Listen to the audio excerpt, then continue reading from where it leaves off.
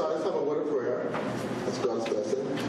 Father God, we want to thank you for your grace and your mercy. We want to thank you for allowing us to come back again here this afternoon. And we pray, Lord, that if there are people that have questions that need to be answered as well, Lord, and I pray that you may provide them for them as well. And we pray that you may be in my mind and I'm able to present to your people what they need to hear, the truth of these things. In Jesus' name we do pray. Amen. Okay, I want to touch a little on that for those who weren't here this morning because we did someone did talk about it a little. And I said, I'm just going to illustrate quickly and then we'll go into some of the factors about some of the questions about corona and some of the other factors that have dealt with in the past with other congregations as well, okay? So I wanted to just talk a little about the germ theory. And because the germ theory, it's going to be the downfall or it's going to be the actual factor that's going to lead to most of what I'll be talking about today. Okay, so I want to make sure that we understand it for those who are not here, because if I don't explain it, you probably won't know why I'm saying what I'm saying. So just wanted to make sure it's clear, all right? So I'm just go quickly here. So Louis Pasteur, he was actually a scientist back in his days, and he was a very good scientist because he invented pasteurization, and which we needed to actually kill a lot of microorganisms and to preserve things a little longer. So, but he had a theory about the germ warfare, and he stated that that the germ actually is what causes the diseases, and that was his portfolio, that the germs would cause the diseases. But then we realized that the germ theory in general say that in order for you to get better, you have to really kill the germ that got you to get sick. That's the whole method, and that they use drugs, surgery, radiation, and chemotherapy. That's the standard of how we deal with a lot of the illness that we have. And to prevent it, they use things like vaccination as a means and drugs to actually deal with it, to keep the germs at bay. Basically, that's what it's about. But there were a few guys back in the days, like Claude Bernard, and he was a scientist of his days. He was considered to be one of the greatest scientists of his days. And he states that disease occur only when the terrain or the internal milieu, we call it, or the environment of the body become favorable for bacteria. In other words, if you have the flu, most likely there's something that's in your body that's not correct, and the bacteria is actually bringing on the disease, basically, but it's not the bacteria that's causing the disease, basically. That's what he is saying here. And so he didn't fare too well with Pasteur back then. And then we have Antoine Béchamp. He was also a doctor and scientist of his days as well, too. And he also believed that it's not the germ that determines the disease, but the natural internal milieu or the state of the body that actually brings on the disease. In other words, he's saying, from what I said this morning, is that you have a home and there's a lot of rats and roaches running all through the house, like in New York, I use that as an illustration. So they're running all over the house, and all of a sudden you're like, oh my goodness, I got to get rid of all those roaches. What do I do? So let's call the exterminator. So the exterminator comes in and kills all the roaches and the rats, and a month later you're like, man, they're back again. What happened here? It's because the environment is favorable for the roach and the rats. So if you get rid of all the trash and clean up your house, then the rats and the roaches, they disappear. They go to your neighbor's house. You see what I'm saying? So that's why your neighbor can get the flu, and someone sneezed, and you were here, and she was there, and you got it, and she didn't get it. Or she got it, and you didn't get it. Wow. If the germ theory was correct, both of you guys would have gotten the flu, right? So it's the favorability of the environment, that actually causes it. And it's the same thing with genetics. You always say, well, they say I got the disease because mama had it and the grandfather had it. Well, yes and no. Because in my family, my parents originally from St. Lucia. And in St. Lucia, my grandfather, he actually he did farming and he was a butcher as well. So he did a lot of DDT. He died of cancer. My grandma died of cancer. All I know was died of cancer. So I'm not going to say it's genetic, it's a family thing that everybody died of cancer. No, they found it was the fact that there were environmental factors. We're all born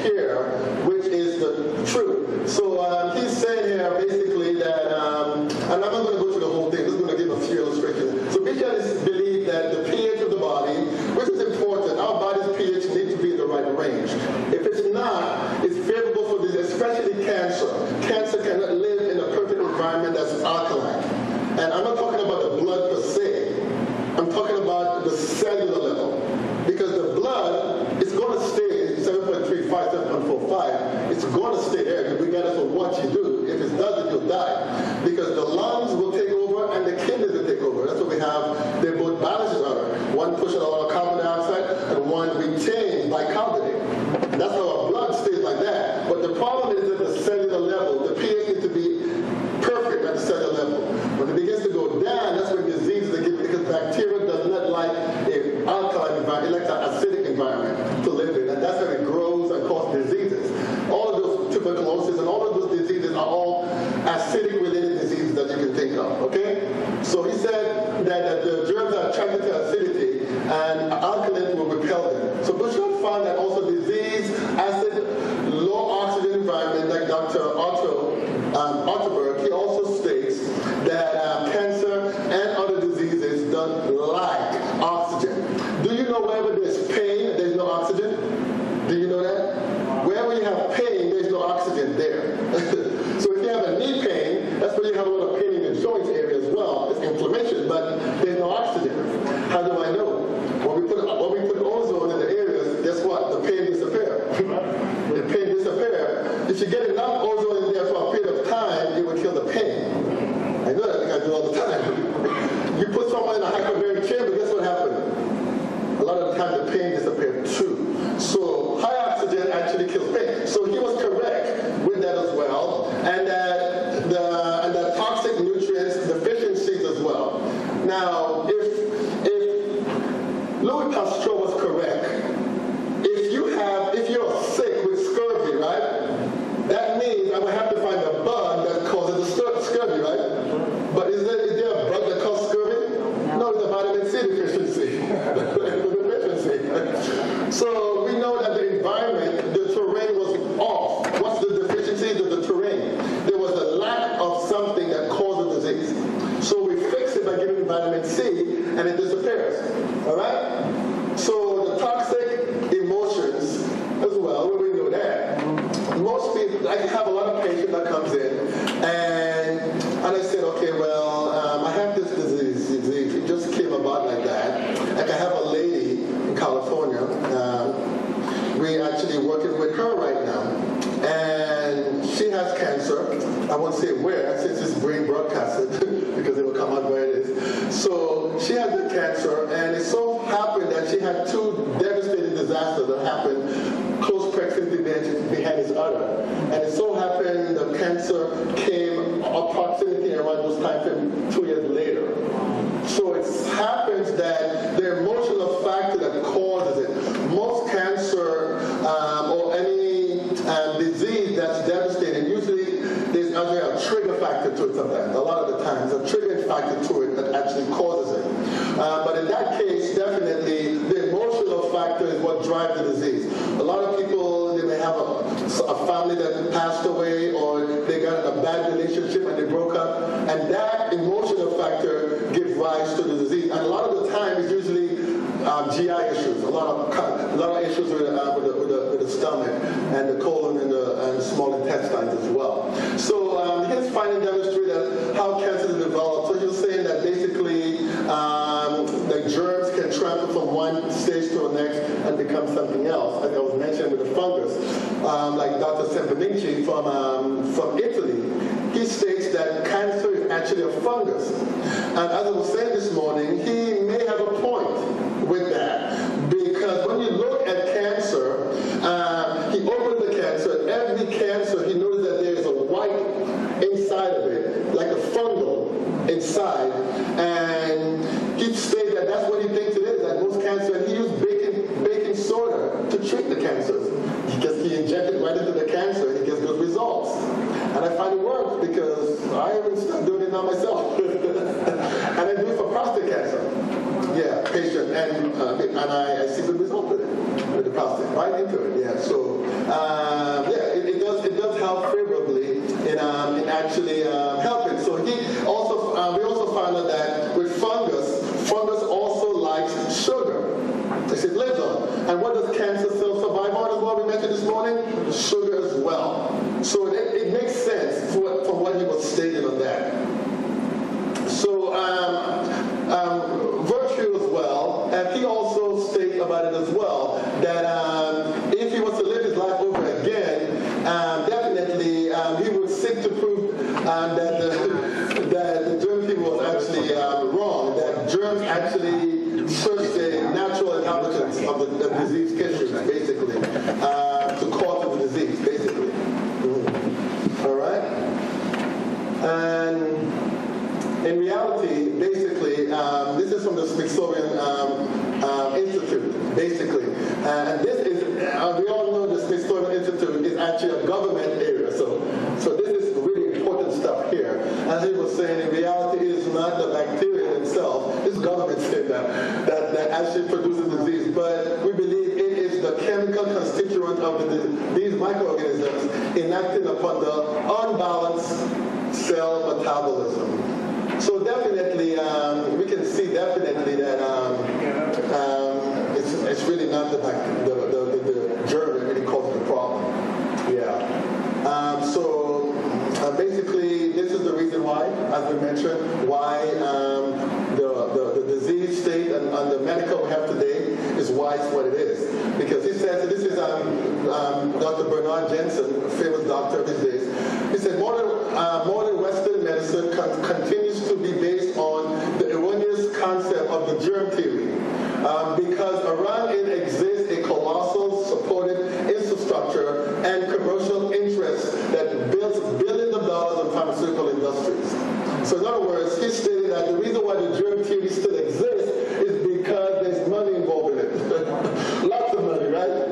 Yeah. People like me, they like to get rid of people like me because I expose stuff like that. So this is how it came about, really. Allopathic establishment, what we have today, it came about through John Rockefeller Jr. And the figure behind the monopolizing the American medical establishment, and that's over 80-something years ago, actually, is using a vast wealth of enormous political influence. He helped create the American Medical Association, the AMA. He bribed every medical school, gained control over medical licensing. That's the word, medical licensing. That's how they go about doing it. And forced all doctors to practice allopathic medicine. See the word force? They force every doctor. It's a matter of control. And I'll get to that later when they get talking about the corona. All right? In a few. And they came up with a technique that will work. And it's called slash, burn. What is slash? Surgery. Poison, chemotherapy, burn, radiation. The pattern and most profitable form of medicine. The medicine use of natural herbs and other non-patentable form of medical treatment which have been effective. Which they have been, because John Happy Collard and all those guys back then was using it. For thousands of years were essentially banned by Rockefeller medical establishment. Cures for cancer, you see what now? Cures for cancer were vigorously rooted out, suppressed, and banned. If you look at the book, it's called by John Hoxie. What's the name of the book again? You will see, I'll get the name. You will see in that book so many treatments that Dr. Hoxie treated a lot of patients back in his days. He was a multi-millionaire and they couldn't do anything because he had a lot of oil industries. And he would fight all the lawyers in court, and he would win. But Hoxie had treated so many patients that they tried to get rid of him. Eventually they got rid of him through the government and he was able to move to Mexico. But he treated a lot of patients. He was making his own formulas and he was treating people galore with cancer. And the medical association, he was fighting against them in court all the time. And they eventually got rid of him. I think it was Dr. Fishbone. He was the medical director at the time of the AMA. And they eventually got rid of him and he went to Mexico. So the fact about it is, if you're actually trying to bring these things to the forefront, they will get rid of you. I guarantee you. A lot of doctors have disappeared out of thin air because they're presenting stuff like that. And especially if they're presenting against vaccination and stuff. They're gone. They disappeared out of nowhere. So we have seen that a lot. So I always tell my wife, I'm prepared for anything. Just make sure you have enough insurance in the life insurance. I'm prepared to go anyhow, Yeah. So this is Dr. J.B. Palmer. He's the founder, as I said before this morning, of the Chiropractic Association. And he said if the germ theory was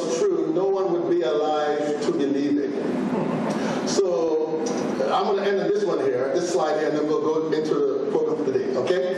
So, Dr. I call him doctor because he actually was a doctor in his own way, Thomas Edison.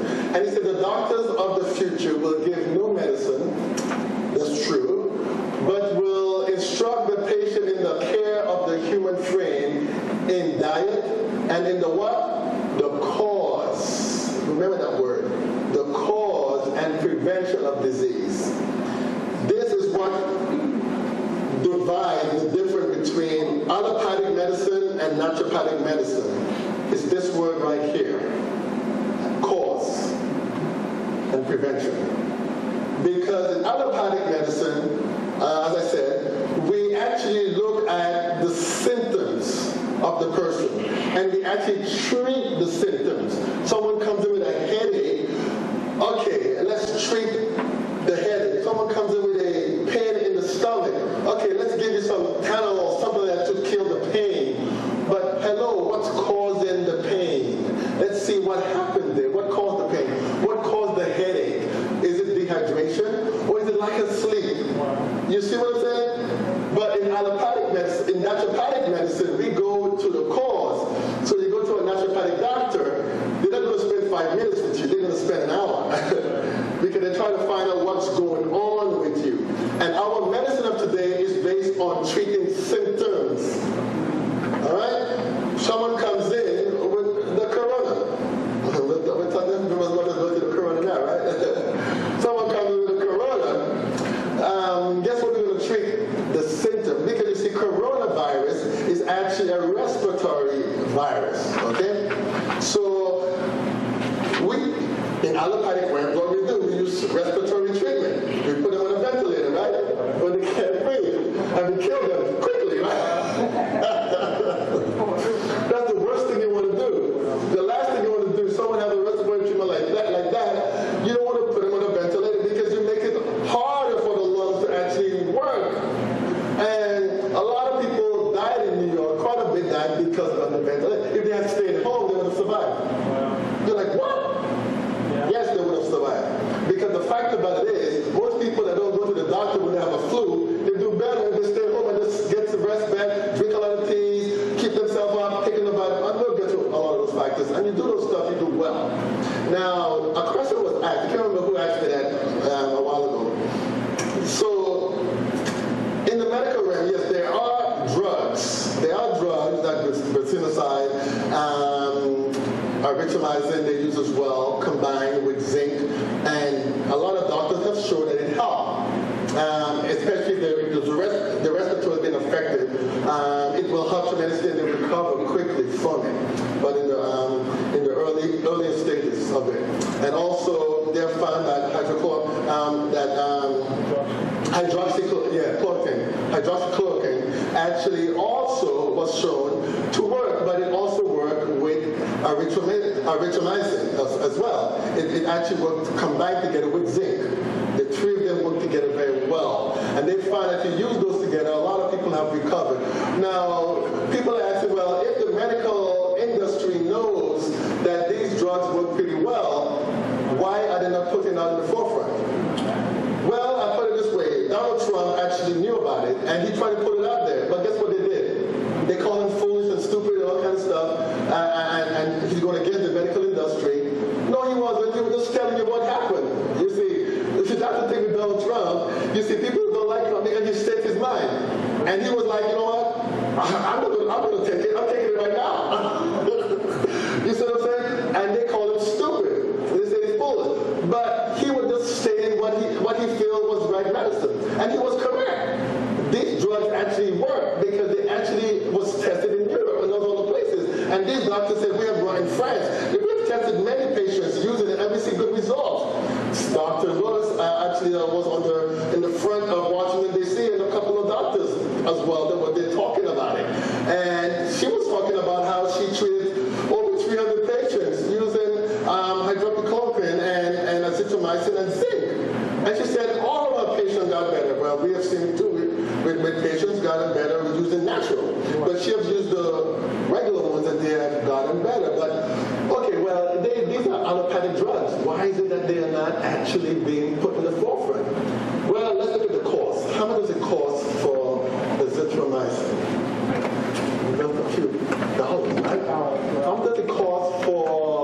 hydroxychloroquine, or $6 or something like a few dollars, and zinc, not much, you know. Yeah, but if I can put you in a vent, wow, man, I can really make a lot of money at that. Or I can get a new vaccine. Wow. I can get a lot of billions of dollars out there. So the idea is, these things doesn't work. They don't work. And these doctors are fraud that are making this presumptuous idea that people are getting better. When people are coming up and saying they're getting better. And you see, only a few doctors can stand up in court and win. Like Dr. Sadie. Have you ever heard of Dr. Sadie? So Dr. Sadie, he's a doctor. He actually lived in the Virgin Islands for a while. And he lived in New York. And he was treating a lot of patients with a lot of diseases, HIV, cancer, all kinds of stuff. In New York, he was not a doctor, really. He was just a common person that went to Mexico and learned a lot of herbal treatments. And he was making his own formula. But he was treating all these people, and he put an ad in the newspaper. Come see me, I can treat cancer, I can treat HIV, I can treat all this stuff. And when the medical industry saw that, they got him and brought him to court. They actually brought him to court. And they thought they got him and he was going to lose. And he said, wait a minute, you don't believe that I can treat all these things?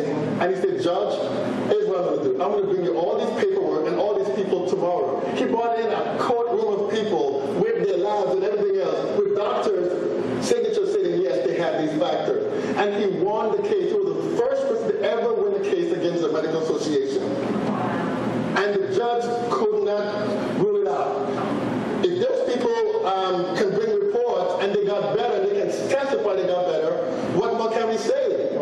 But they were trying to disrule him as that he's doing injustice to people in a crack. But the fact about it is, these doctors who are from the Medical Association are saying that we're seeing results with these drugs, these pharmaceutical drugs, but the pharmaceutical industry is not backing them up because these drugs have already made a lot of money already. Now, the costs have gone down lower now, but if you invent a new drug, guess what? The prices go up. So these old drugs, they don't make much money in them anymore. So the idea is now we need to bring forth a vaccine and bring forth billions of dollars in the vaccine. Now, let's deal with the vaccine for a minute, right?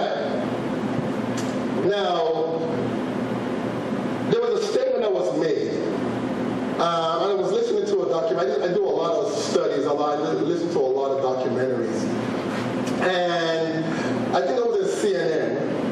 It was CNN or Fox, was one of those news, and they were stating that they were talking to Dr. Fauci, and they asked him, do you believe that if someone got the coronavirus, right, do you think they are immune to it, that they have built antibodies against it? He said, well, we're not sure about that yet. We're not sure about that if someone got it, that they can't get it again. Well, wait a minute. So you're saying that a vaccine is stronger than his body's own response in building antibodies? Yeah. Something doesn't sound right. You think I was born tomorrow? Yeah. So you're saying that God, the same God that created our body, cannot form antibodies? Well, how did we get the chickenpox in the first place? Well, they say, well, you have chickenpox, but I did. Well, that's where you have shingles. So you're saying now that, yeah, it can go for chickenpox and other, but it can't go for corona. It doesn't make sense. You think us doctors are stupid? So they're trying to make Dr. Lois and the other doctors look like foolish doctors who are witchcraft doctors who are saying, so they got and brought her past that she was dealing with all kind of alien, all kind of nonsense, just that they can actually make her look stupid in the public, that she's not trustworthy. And I'm like, this is ridiculous. Because you stand up for what is right, doesn't mean that they should make you look like you don't know what you're talking about. Because we all know that if you get a disease, your body is going to build antibodies against it. So why in the world, if someone got the corona, that their body would not produce antibodies? It's the same reason if you get the vaccination, that doesn't mean you're going to get antibodies from it either. No. Makes sense. How many of us had the flu shot? Someone said before. And still got it, right? Still got because guess what? Not only that the flu shot is not effective some of the time for most people, is because the flu shot, you don't know what strain you're going to get when you get the vaccine. A lot of the times it's way behind already, you know?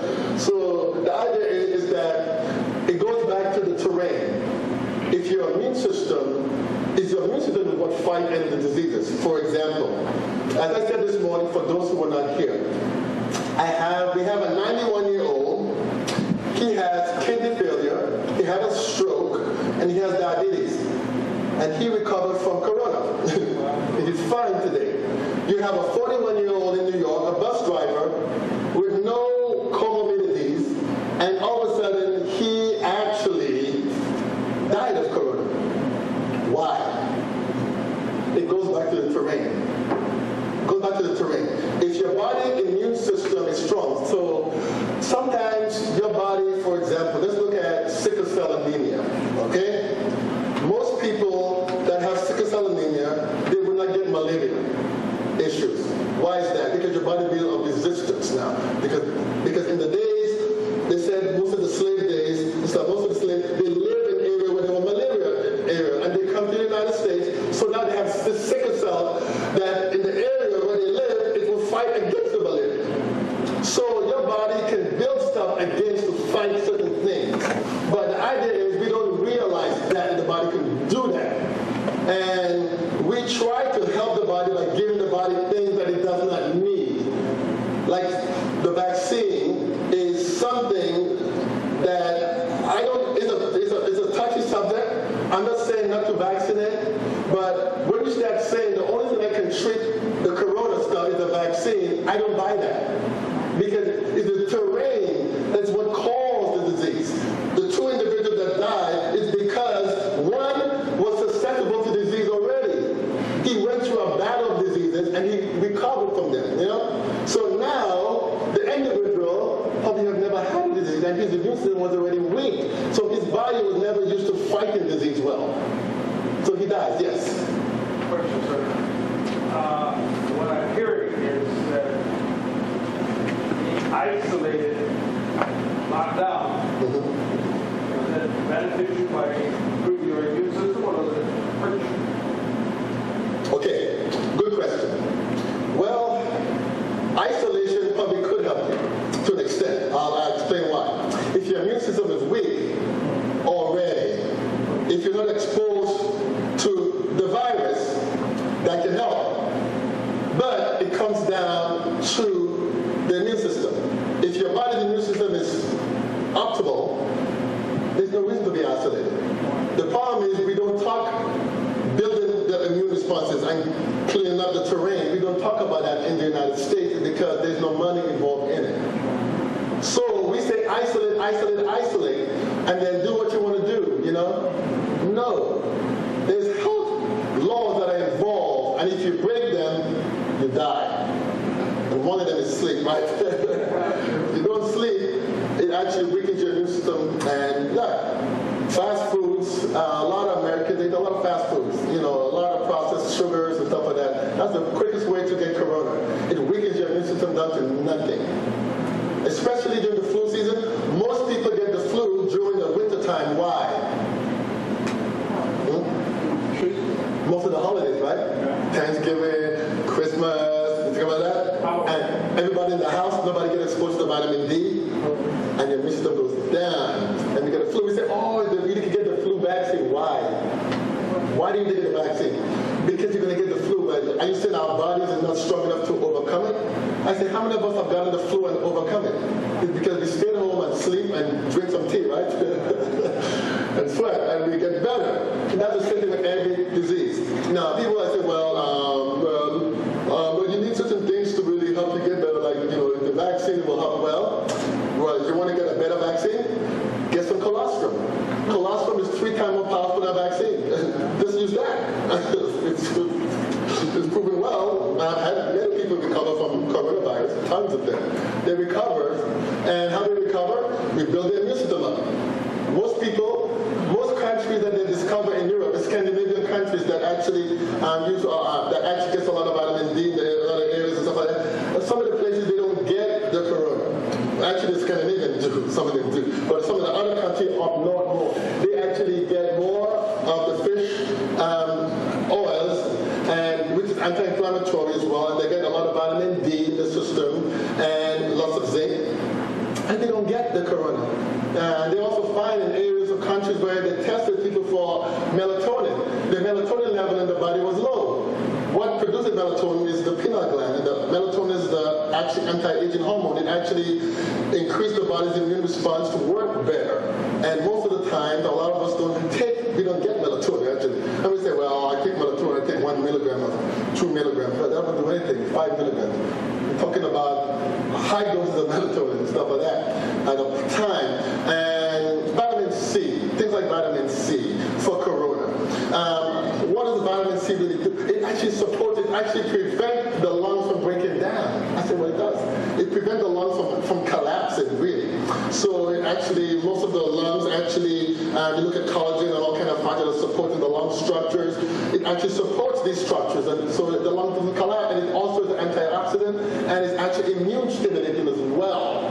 So just like vitamin D, they're all stimulating. Zinc also does the same. Zinc controls about 400 enzyme reaction in our bodies. So we all need all these things to survive. But do they tell you that in the medical field when it comes to corona? No.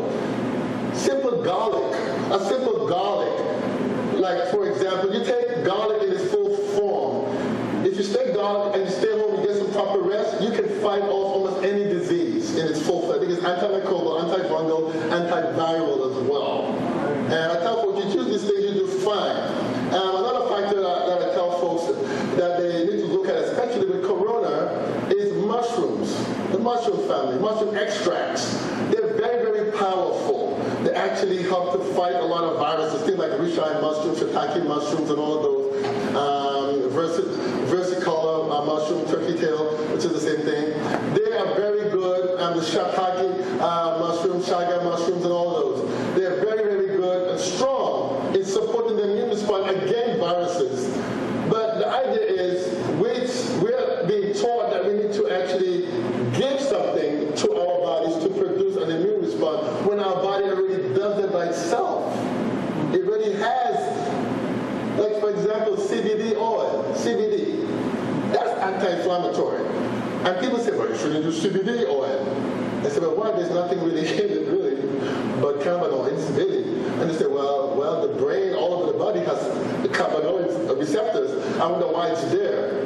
Because back in the days, when the Egyptian days, in the Bible days, everybody used hemp back in the day. Our body has those receptors for a reason, you know. Now, if you use the CBD cannabinoids, that's fine. Now, there's a whole different story with THC now. We believe using the cannabinoids, the full spectrum CBD oil, the hemp oil. Now I'm talking about marijuana now. It's a whole different ballgame. So our body has its own receptors for different things. But the idea is, as I said, with the medical field, is to bring forth a new world order. And that's what the medical industry is for, is to bring forth a new world order, get the people so hyped up and curious about their health and in a frenzy that they will do anything that is told for them to do, including a vaccine. Now, with the vaccine, they have found that 44% of people now would not take the vaccine if it came about right now. 44% of people would actually will take the vaccine. But at least 54 to 56% will not take the vaccine. It makes sense. You know why? Because only 46% of people take the flu shots. 46% people take the flu shot. So that tells you something. Many people don't trust the flu shot either. It makes sense, right? So people always ask me, so do you think I should vaccinate myself? I said, well, that's not for me to say. Or should I wear a mask? I said, well, that's not for me to say either. But, so you think I should wear a mask? I said, well, let me explain to you. Let me explain to you then. I said, well, number one, okay, the masks that we wear, where are they made? In China. Okay, exactly. Do you trust the Chinese government on mass producing something? No. I would not. Not if our government trusts them. But when you're getting a lot of money from the mask industry, it makes sense. Do you know what chemicals the masks are made of? Or what you're breathing all day in your body? No, we don't know. Number two, what do your body expel out? Carbon dioxide. What are you keeping in when you put the mask on? Carbon dioxide. Your body stays hypoxic all day. Hypoxia is the number one cause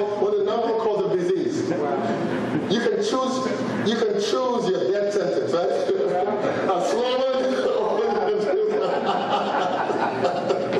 Okay, so the idea is with masks, I don't tell people not to wear them because I work medical, so I wear them. But the idea is I tell people, if you're not around someone, don't wear it, put it down and breathe from your nostril. Okay?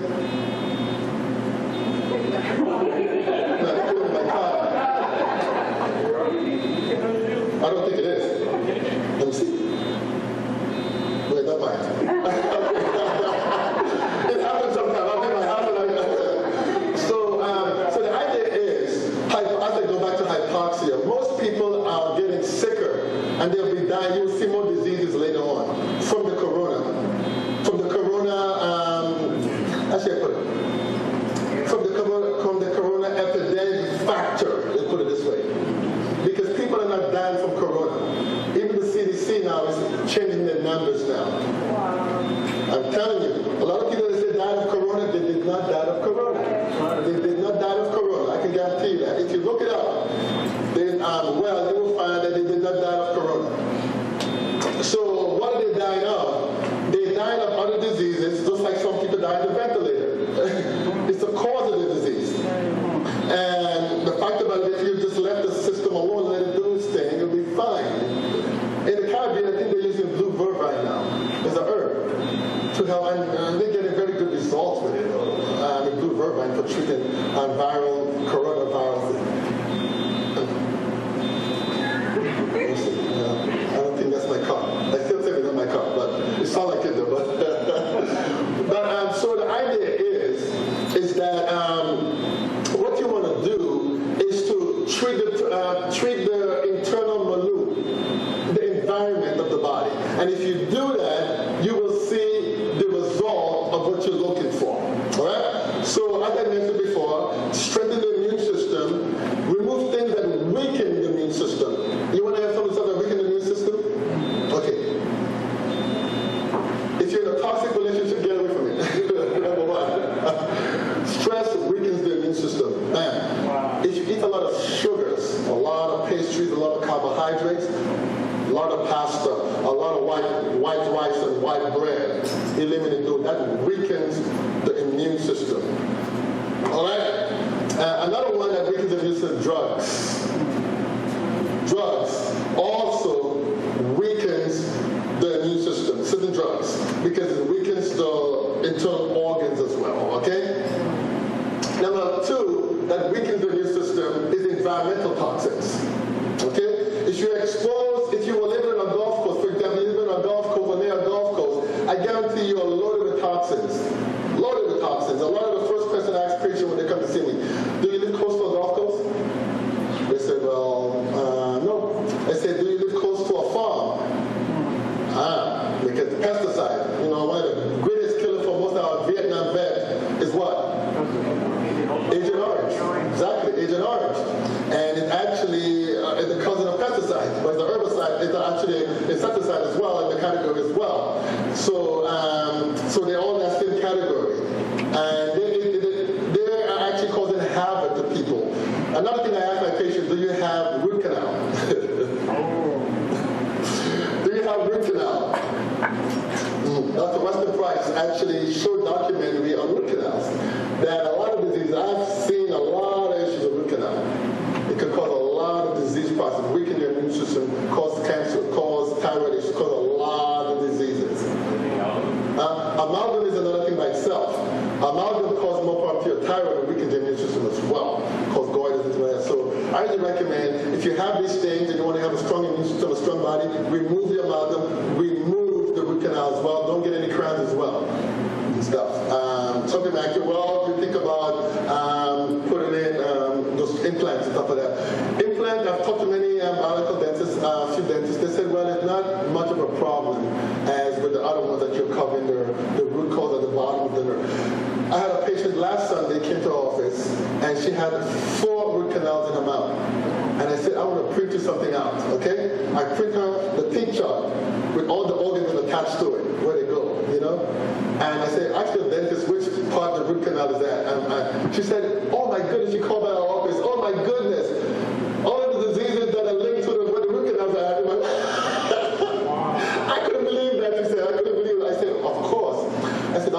Christ actually did a lot of those stuff back in the days, and he proved it. And guess who attacked him? The Dental Association. Wow. Because he was exposing all these things, you know. And it's always the agency that, that usually want to, and it's always money because they make a lot of money in amalgams and root canals. Most of the dentists are making their money in root canals and those sort of things, you know. But a biological dentist, which we have a lot in Tucson, couple of them here, and you can go to them and they can treat your dental issue nicely without causing any problems to you, you know. So the idea is root canals are not good, especially those, you want to stay away from those as much as possible. You want to get enough sleep. Sleep is very important, I tell folks, you know. If you know you're going to be out there a lot and you're going to be exposed to people that are sick, just make sure you get enough sleep as well. Now, I'll be honest with you, I don't get a lot of it myself because of the work that I do. I don't get enough, but I know directly what to do to keep my system up and keep my internal menu in order. So what I do, I know the things that I need to keep my immune system up. I don't get enough sleep, so one of the things that I take a lot of is melatonin. And people say, but melatonin? Why are you taking melatonin for? Let's make you sleep. Let's make you sleep more. I said, no, I won't tell you the dose that I take, but I take a lot of it. If I tell you the dose, you'll be some people like, wow, that's toxic dose. But I'll tell you this. I had a friend of mine that took 6,000 milligrams of melatonin one day by mistake. By mistake. They had the powder, he took it, and he told me, John, do you know what I just did? I said, what? I took too much of that melatonin. I said, well, why did you take it? He said, I didn't know. I didn't look at the measurement. I just took a... I said, you know what? Stay next to the phone all day with me, okay? I want to make sure you... And he's all the way on the other side of the country. So I was like, he's in the East Coast. And so I was like, oh my goodness, let me call his wife and tell her, keep an eye on him, you know? And she said, the only thing that happened to me, it was that I felt a little sleepy at a while, but no problem. So what does that tell you? There's not a lethal dose of LD50 for melatonin. Do you want me to tell you what melatonin is good for? You'll be surprised. Let me tell you what it's good for. And it will shock you to death. Melatonin is the strongest antioxidant in the body. And people say, well, no, that's not true. It's glutathione. No, it's not. Melatonin is the anti-aging hormone in the body. It is. What gland produces it? The anti-aging gland. The pineal gland. It produces it. That's why corona doesn't like it. Because it actually, most people that have corona, they are low in melatonin. Just like they're low in vitamin D and zinc as well. So, melatonin is good for cancer, prostate and breast especially, any neuroendocrine cancers as well. I've seen it. It works. Melatonin also supports other hormonal glands as well, make them function better, like the thyroid gland. It works better than the thyroid if you have hyperthyroidism.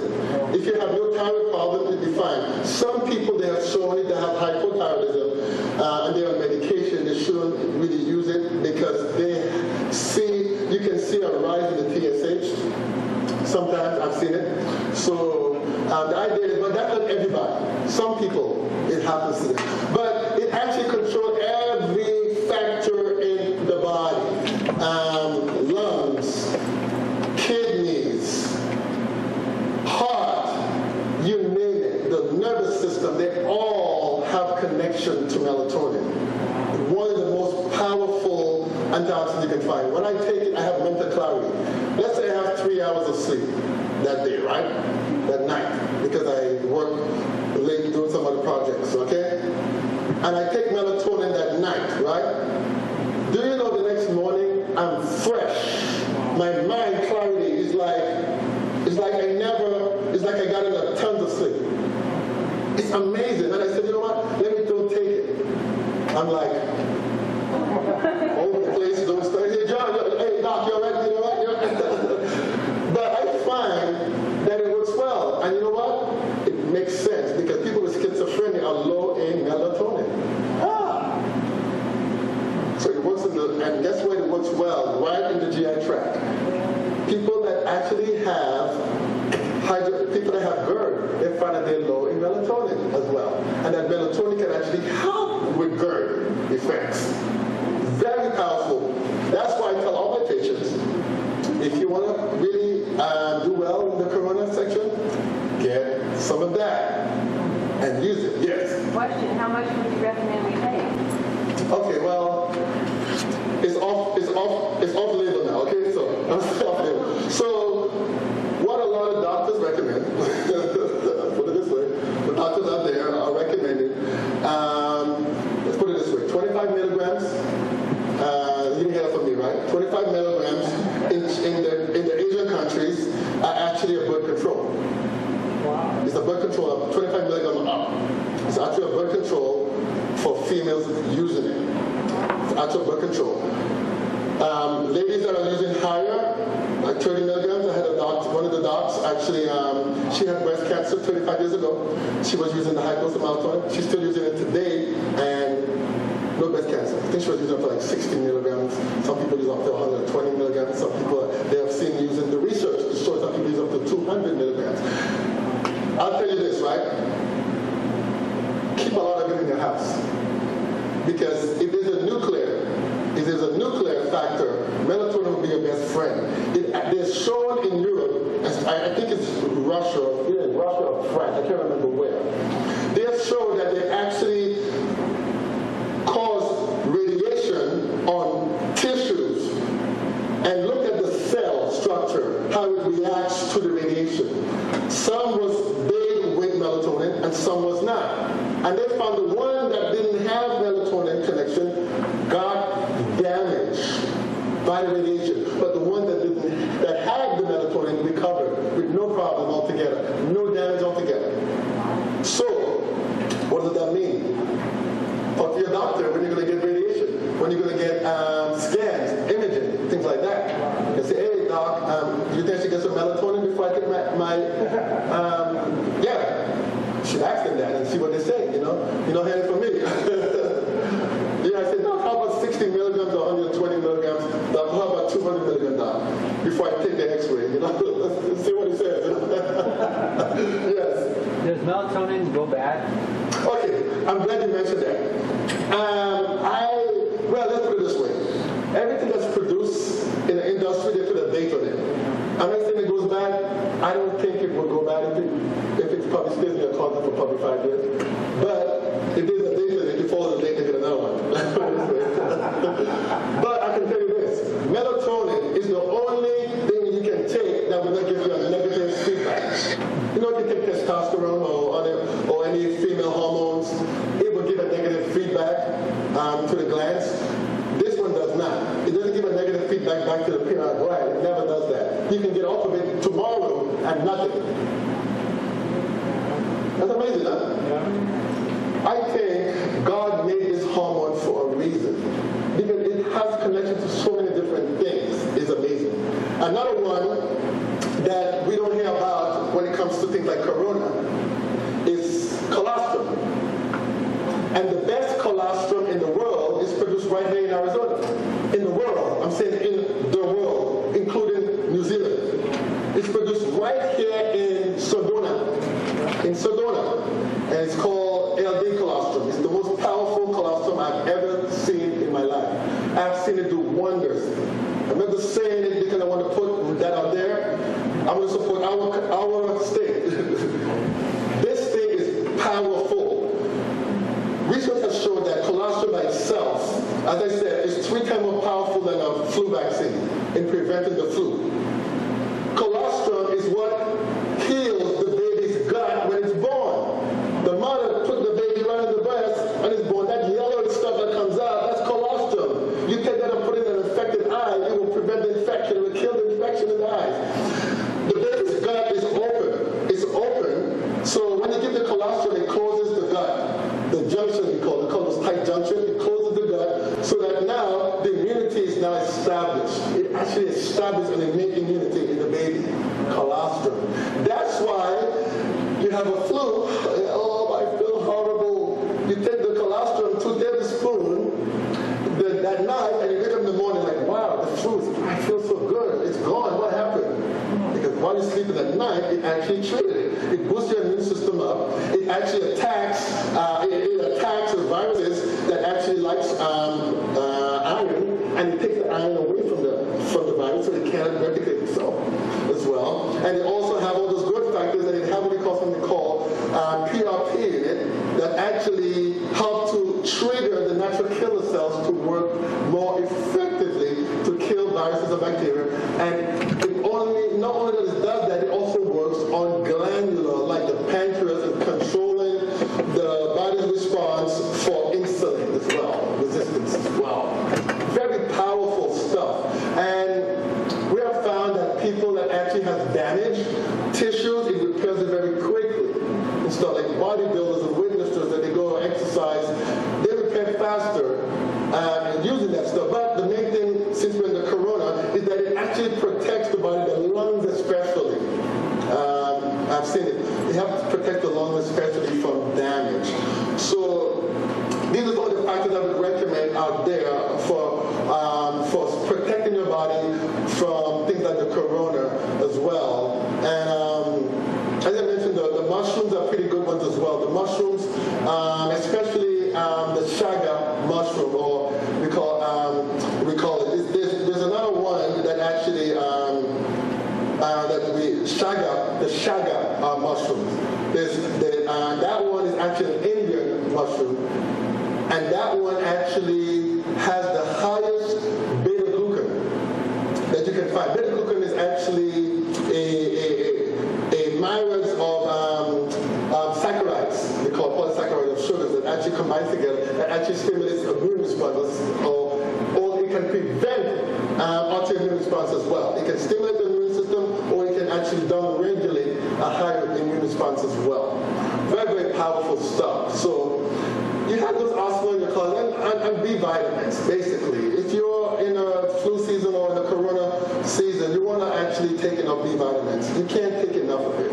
If you're using a lot of carbohydrates, you need B vitamins. Especially if you're going to take melatonin, you need B6 in it as well, because it can help balance the effect of it. Some people may have a high effect of the melatonin. But the B vitamins, you need it, because if you don't get enough sleep, if you're eating a lot of sugars, the first thing that goes down is your B vitamins, and your adrenal glands needs it. It needs it, especially B5. It needs this to actually help regulate itself so you can do better. So you need to take enough of those factors to do well. Another factor I tell folks is fluid water.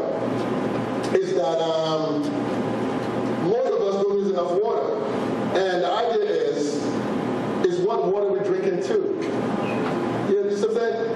If you're going to drink water from let's say from like Walmart, those waters, the reverse osmosis, put something in there, like some lemon juice, put some drops in there or something. I tell folks, if you can just go and get some drops, like a oxylip or probably cell food, it oxidizes your water and neutralizes your water better so you can absorb it better. Because a lot of times the water is very acidic, and it doesn't help your body, your immune system well enough. So put some drops in your water, some lemon juice or something to help neutralize the water better, okay? And if you're dehydrated, what happens is this, is that your body goes into chronic mode. Yes? Okay.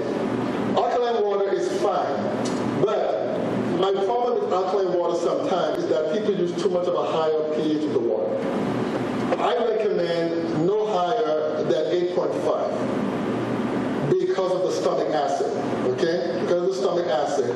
No higher than 8.5. Is that enough to really keep the body flowing? Yeah. But alkaline water is not because the water is alkaline that makes it good. A good alkaline water needs to have a negative ORP. It's the negative ORP that actually makes the alkaline water what it is. It's not the pH. People think it's the pH of the water. It's the negative ORP, which is the oxidative reduction potential of the water. That is what protects. It actually is an antioxidant effect. It actually protects the body from damage. So if you drink an alkaline water and it stays there for a couple of days, guess what happens? It loses the ORP. So if you're going to get alkaline water, you better make it right away from the faucet, from the machine. If you let it sit there for 3 days, the alkalinity will be fine, but the ORP will go down. So those are the factors there. But the idea is what you want to do, you want to oxygen in the water. As I said, you can use like an oxy-lift or probably like a cell food, something like that, or some lemon juice, whatever. And that can help neutralize your water well, because most water is acidic in itself as well. It's, you want water to be in a balanced pH, nothing below 7.5. Like they have their Fiji water and stuff like that, those bottled waters. Yeah, Fiji water is like a 7.5 pH. It's fine, but why is it so expensive? I don't understand. That's something you're drinking. Yeah, Arrowhead water is 8.5. I don't understand. How much water should you drink? Okay, good question. Now, water is based on your weight. Okay, it's based on your weight. So if you weigh 100 pounds, you divide your weight by 2, and that's what you get in ounces. That's 50 ounces a day. If you're exercising, let's say you do 10 minutes of exercise, take another 8 ounces every 10 minutes of exercise. Make sense? So if you're exercising for an hour, you know what you'll be doing, right? Oh my goodness. But not if it's straight exercise, if it's continual exercise. If it's just mainly moving, you can get by. But you do need a lot because your body produces heat when you exercise. And heat use what? Water. And guess what part of water you use? The oxygen part as well, and the hydrogen part. And that's part of the water as well. So you want to make sure that you're taking enough water because a lot of diseases are linked to dehydration. Do you know most allergies can be traced to dehydration? Most people have a lot of allergies and say drink more water. I think my son is one of them. He's probably listening right now. Anyhow, I don't care. So, you wake up in the morning. I said, you didn't know my water yesterday, right? How much water you drank? I can see it's still full, right? I said, when you drink more water, you drink more water, the next day you wake up, jump out of his bed and go, I said, yeah, you need more water. Now I have pain. I said, well, you only have pain because you hit your knee a couple of days ago. And guess what happened? You dehydrated, so it caused the pain. Most people that have back pain, a lot of the time, if you drink more water, guess what happened? You feel better. Because guess where the back issue comes from? Your disc, actually, you have a subluxation of the disc. It slips out. Because when your body gets dehydrated, that's where you take the fluid from. Your joint. Your joint is where you take the fluid from. It takes from all the way you can get it from, and you get joint pains. And then when you take the fluid out, there's no oxygen there either. And you get more pain. You get more pain. So I tell folks, as my friend, one of my friends in Nevada, Dr. Schoenberg, he actually would tell us, when there's no oxygen, there's pain, He said, I can prove it to you because for years I treated people when they come to my office for joint problems, I would just shoot ozone in their knee, and then they say, it hurts when they put the needle in, but they said I felt better afterwards. But he said, I learned to do other things now where I can put it in without causing the pain, put it in there. But he said, the ladies would say, wow, I felt so good, bone and bone. And she's 80 years old, and she's coming back to say, Doc, do it again. And she has a line of people come to his office, the old ladies come to his office for new So you do need enough water. You do need enough water in your system because it actually helps your immune system function better. Every cell needs to bathe. It goes back to the internal environment. Every cell needs to bathe. Just like your car, like mine needs washing right now. If you don't wash your car, guess what happens? It stays built up in it, right? But when you put Kool-Aid to wash your car, what's going to happen when you use the Kool-Aid to wash your car? When you drink the Kool-Aid, exactly, guess what it does to your internal body? It weakens your immune system and it attracts more bacteria. Guess what's the most poisonous entity on the earth? The most poisonous entity on the earth. Right? You're getting close. Sugar. Do you know bacteria don't like sugar? Do you know that? You see, people think, the sugar is what causes the bacteria to come. No, the sugar weakens the immune system. You take a wound and you have bacterial wound. You put sugar in there, you're going to kill the bacteria. It's going to kill it. You're going to heal the wound. I've seen it. I remember I was in the hospital back in the days, and one of my Dr. Brooks, I think it was back in the days, I said, Doc, they was doing a wound suction in the patient. And one day in bed, I said, Doc, why don't you put some sugar? I said, you're the doctor, man. Let's pour some sugar in the wound, you know? And he said, okay, well, I have no choice. Nothing's working anyhow. And they were putting sugar in the wound, and it helped the patient. It drained the moisture. And the person gets better. So I said, even bacteria, they keep the effect, it doesn't like it.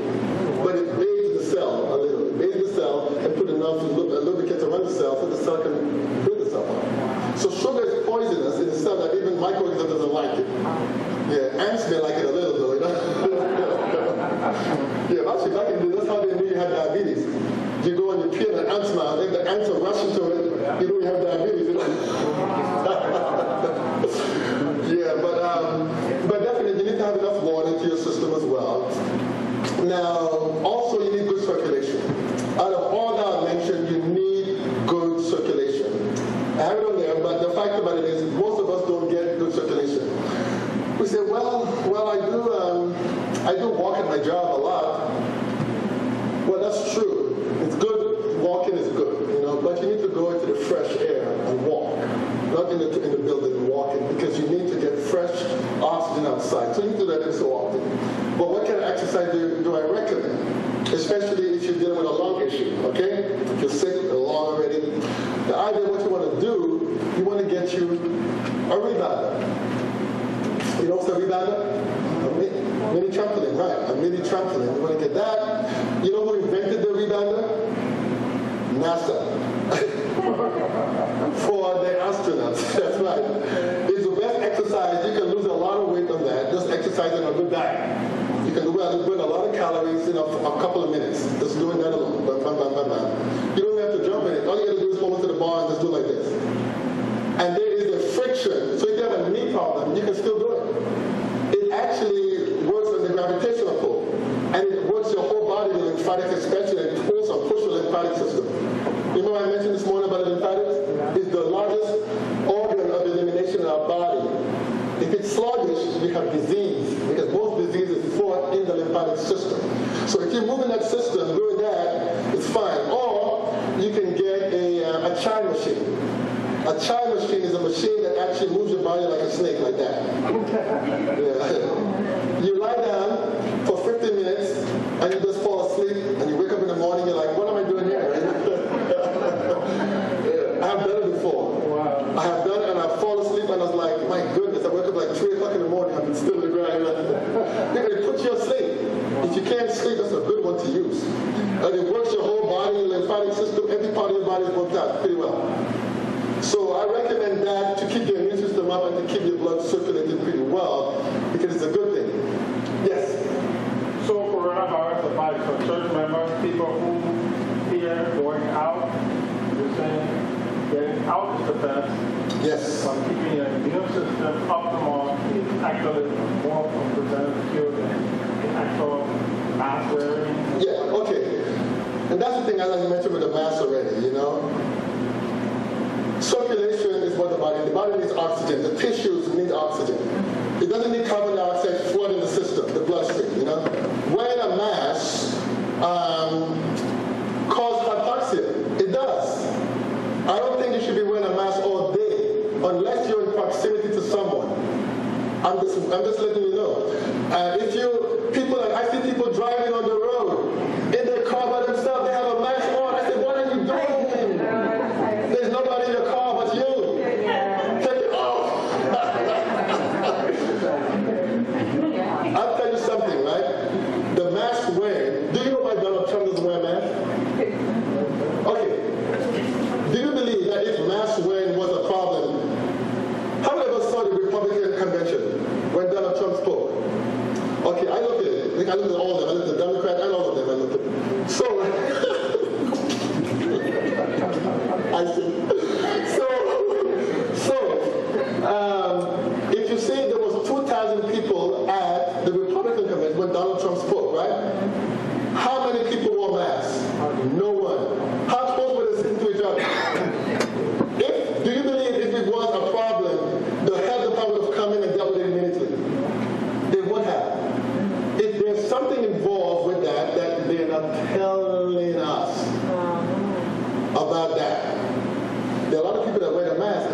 still get the corona.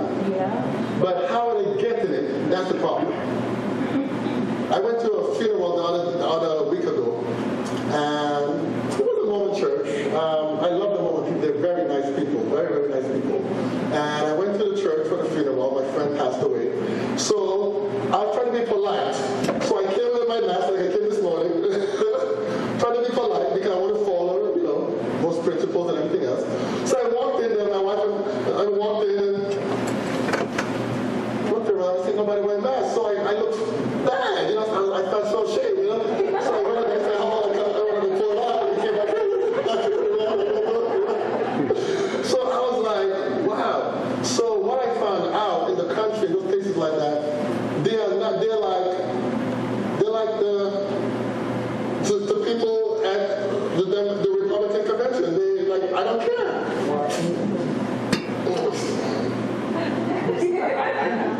I haven't gotten to that, But the fact about it is, I'm not going to say what I think about the corona because it's a theory that I have behind it from what I have researched for many weeks and months on it.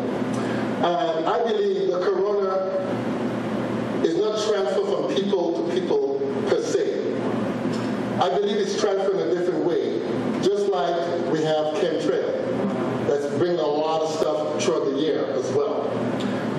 If you look at places where the corona struck, they said that African American and Latinos actually are dying more of it, and it's because it's socio-economic. I said, hell no, it's not socio-economic. It's not. It's more to it than meets the eye. I said, the fact about it, there's a lot of factors involved with the corona and where it parades itself in and stuff. I said, so are you saying that the rich people shouldn't get corona? Because you're rich, you're not going to get corona? That doesn't make sense. Why is it the people in the poverty area are saying Latinos and African Americans in the poor areas of the ghettos and stuff like that they get in the... And I had I did a talk about, I think it was a month ago in New York. And they asked me, there was tons of people on there. And they asked me, they said, well, do you think it's socially economic that people are getting this stuff? I said, it may be a small percentage. Yes, people, when you're poor, you eat bad. You eat unhealthy things, your immune system get down, that can happen. But I said, the fact about it is, rich people eat bad too. They do. They eat healthy. They buy expensive bad stuff. Let's put it this way. I said, and they get sick as well, So the fact about it is, I'll put it this way. Do you remember when a lot of Adventists have died? They were doing an experiment on Adventists one point back in the days, and they were experimenting with everything. Was it syphilis? One of the diseases, I forget which one it was. And they were experimenting with Adventists, and they died. A lot of them died. They found out, just like in the Tuscaloosa, when they were doing it to African Americans did. But they were doing it to Adventists too at one point, and they discovered what was happening. So I believe it may be a genocide factor, or it may be to bring forth some form of a new order, control, bring forth a frenzy. But I believe also it's a genocide as well. I think the lower class, the elderly, that's why I see a lot of the nursing homes getting hit by a lot. They were the first places. Just like HIV, when it came out, they said, "Oh, the gay and they're doing bad, sinful things." But they make it look like they're the one, and they were injecting them with that stuff to get rid of the population. You see what I'm saying? I think we have a lot of doctors that are dying who's standing up and stuff. They just disappear altogether. I believe that there is a hidden agenda that's involved that is not being told. And if they can build an uproar, we can get back into Iraq again and cause another war, like 9/11. If we can say that 9/11 is caused by Saddam Hussein, which was all Saudi Arabians, which we have a tie to, then we can say we can go to Iraq now and control the oil wells. But if we can say that the corona is killing millions of people around the world. People, we need to look at global warming. We have all this stuff happening all over. And we have rioting. We have social injustice happening around the world. And in the United States, we need to bring forth something. Do you know all the stuff that happened at the same time? All of these rioting and all of those social injustice stuff that they're bringing up, they're up to no good. They're trying to bring something up. What they're trying to do, I believe, from what I've been studying, is that we're going to have a social uproar which may cause another civil war. And it's going to be among the classes.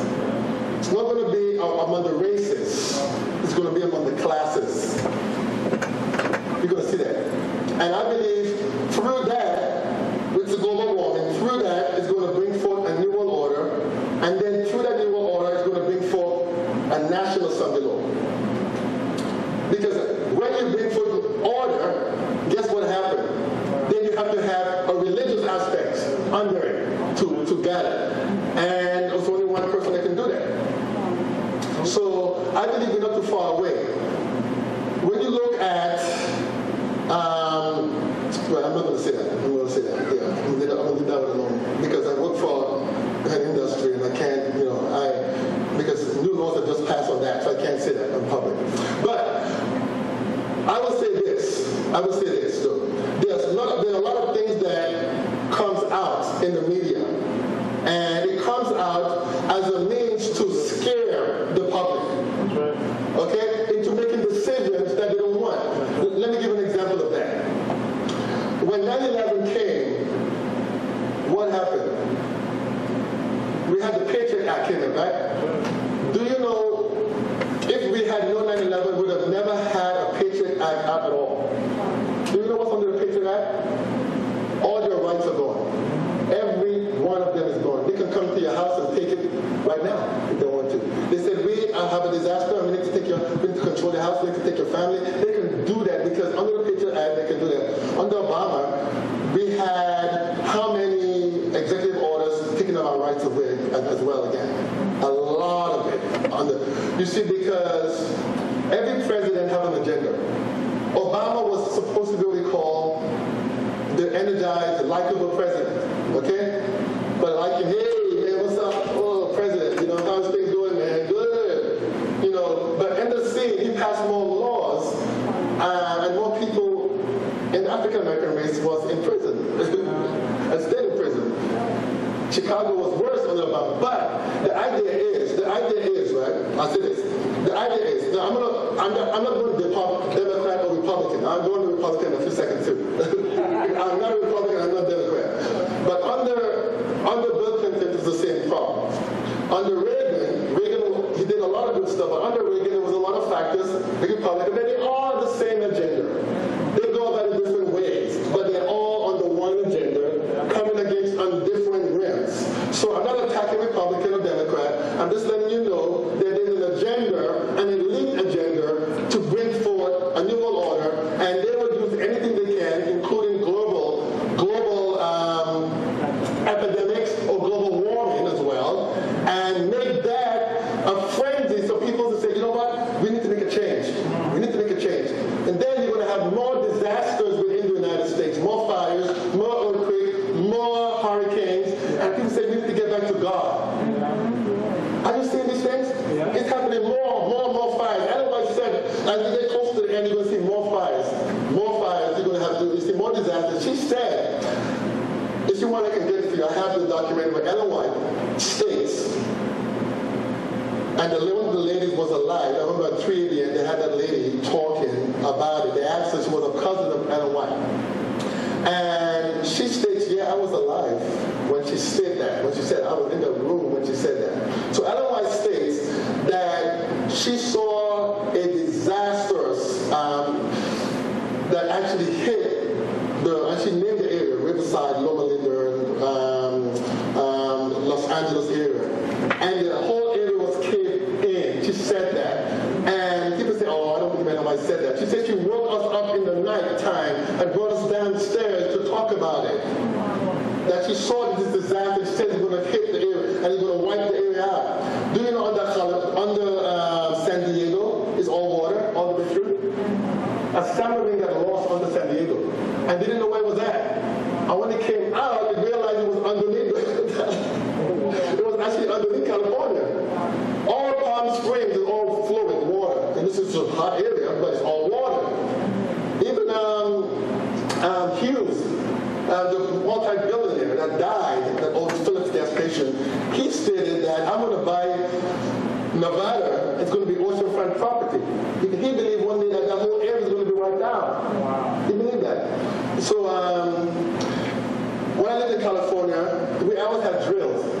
Every year we have a drill, and the government made us have drills because they believe a disaster is going to happen anytime soon, an earthquake, a major earthquake or something that's going to cause sinkers in the area. And Ellen talked about it years ago when she was alive, and she had the dream. And that lady, actually, that cousin of hers, actually talked about it live on 3ABN. That was years ago when 3ABN just started out. And she mentioned that, yeah, because she was about in the 80s or 90s, I think she was at the time. And she was talking about it. Yeah, so I believe all these disasters are happening, but I believe some of the disasters, some of the hub, have you heard of the hub? You ever heard of the hub? It's an area that's a locked in, where they control frequencies. They can control the weather in one area. They can control the earthquake in one area. They can cause tsunamis in one area. And how many of us know Jesse the Body Ventura? You know, he used to be the governor of Minnesota. And he used to be a Navy SEAL. And he actually did a documentary, and he went there and they refused to let him in. And he asked them about it. He said, tell me, is that true that this can do such and such and such? And they gave him a little information, but they didn't want to give him much. But he discovered that the hog can cause earthquake in one area, it can cause drought in one area, it can cause rain in another area, it can cause hurricanes in one area. That this machine can do that. They can cause rain to be in one area just from doing the chemtrail. They can cause it to rain in other areas. And that's a whole different story. The chemtrail has a lot of chemicals. Most people that I test now, they always hide in aluminum. It's in the environment, it's in the air. Everybody I tested for hair samples, they hide in aluminum. Even myself, high in aluminum. Very high in aluminum. Everyone. I've never tested anyone yet that haven't had a lot of aluminum in the system. Yes? Do you think it makes a difference when you use aluminum underarm deodorant? Yes, well, that's a whole different story too. Yeah, underarm deodorant definitely can cause that as well. But guess what? I don't use underarm deodorant with aluminum in it. I don't use aluminum pots. I use all stainless steel titanium pots. And it had high levels. And they discovered right here in Arizona, that they tested the molecules. Guess what? There was a lot of aluminum strains in there.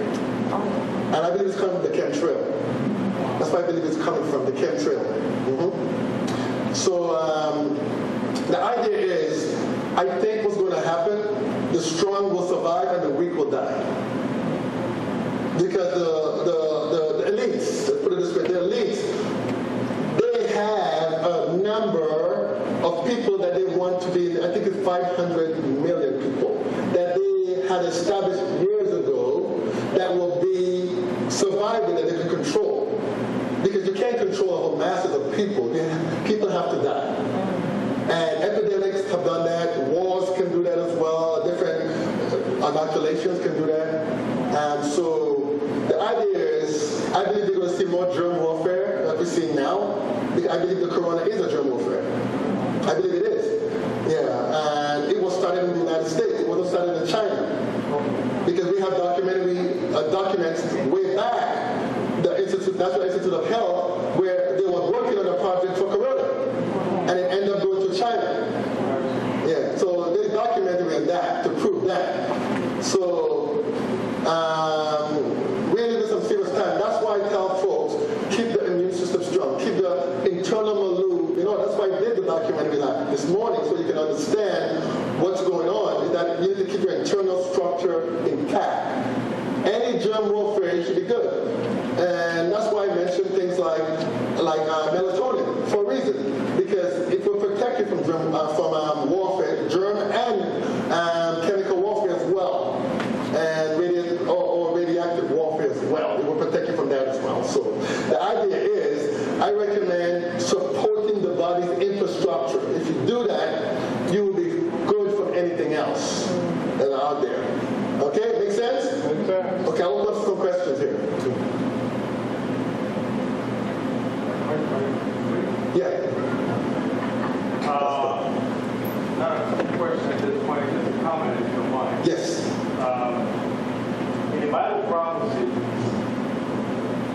the United States, the last country to do the prophecy. Yes. Yes. If I understand correctly, when the United States comes down, Daniel said it's going to be one world power coming next. That's right. That's Jesus coming. Amen. So we need to do what you're suggesting for our own health, Yes. with our bodies to the temple of God. Therefore, God can bless us in the way that He can if we're taking care of His temple. But I think you need to be very careful in saying, I need to maintain my walk with the Lord because Jesus is about to show us. Yes. When time doesn't send us a warning, it gets runs up. Exactly. I agree 100% with the pastor. Yes, time is the word. The time. We are short time. Short time.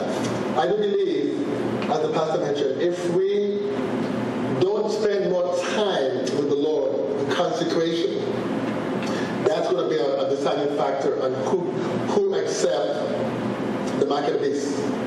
Because I can tell you this, if we're making bad decisions now, we're not going to make good decisions then when time is harder. We need to spend that time with the Lord, agonizing with Him of the things that we're seeing happening and the sins that are happening around us, that we don't get exposed to these factors. Because, as I said, it's spiritual, physical, and mental. You cannot neglect the spiritual aspect. That's very important because we need to tune our frontal lobe because that's where the sealing is done. God is going to seal us in the frontal lobe. Remember this morning I mentioned about how Adam was formed and he had perfect, his thoughts, his appetite, and everything was perfect in his way, and his reasoning was perfect. The reasoning of Adam was through the frontal lobe. That's where God is going to seal us, in the frontal lobe. So if the reasoning power is corrupt, then we're in trouble. We're in big trouble. And guess how the devil communicates with us? Through our nervous system. That's how he gets to the frontal lobe. How do you think the Holy Spirit gets in contact with us? Through the same means, through our spinal cord. People say, what? I said, I can show you a quotation right here from Ellen White. She said, the only way heaven can communicate with man is through the electrical power right to the brain. And how does he do that? I have a whole topic, I have a whole message in that. A whole big message in that. Talking about the battle for the mind in the anti-typical day of atonement. And in that, it shows how the devil gets to man. And how he gets to man is through the five senses. That's the only how the devil can get to us is through our five senses.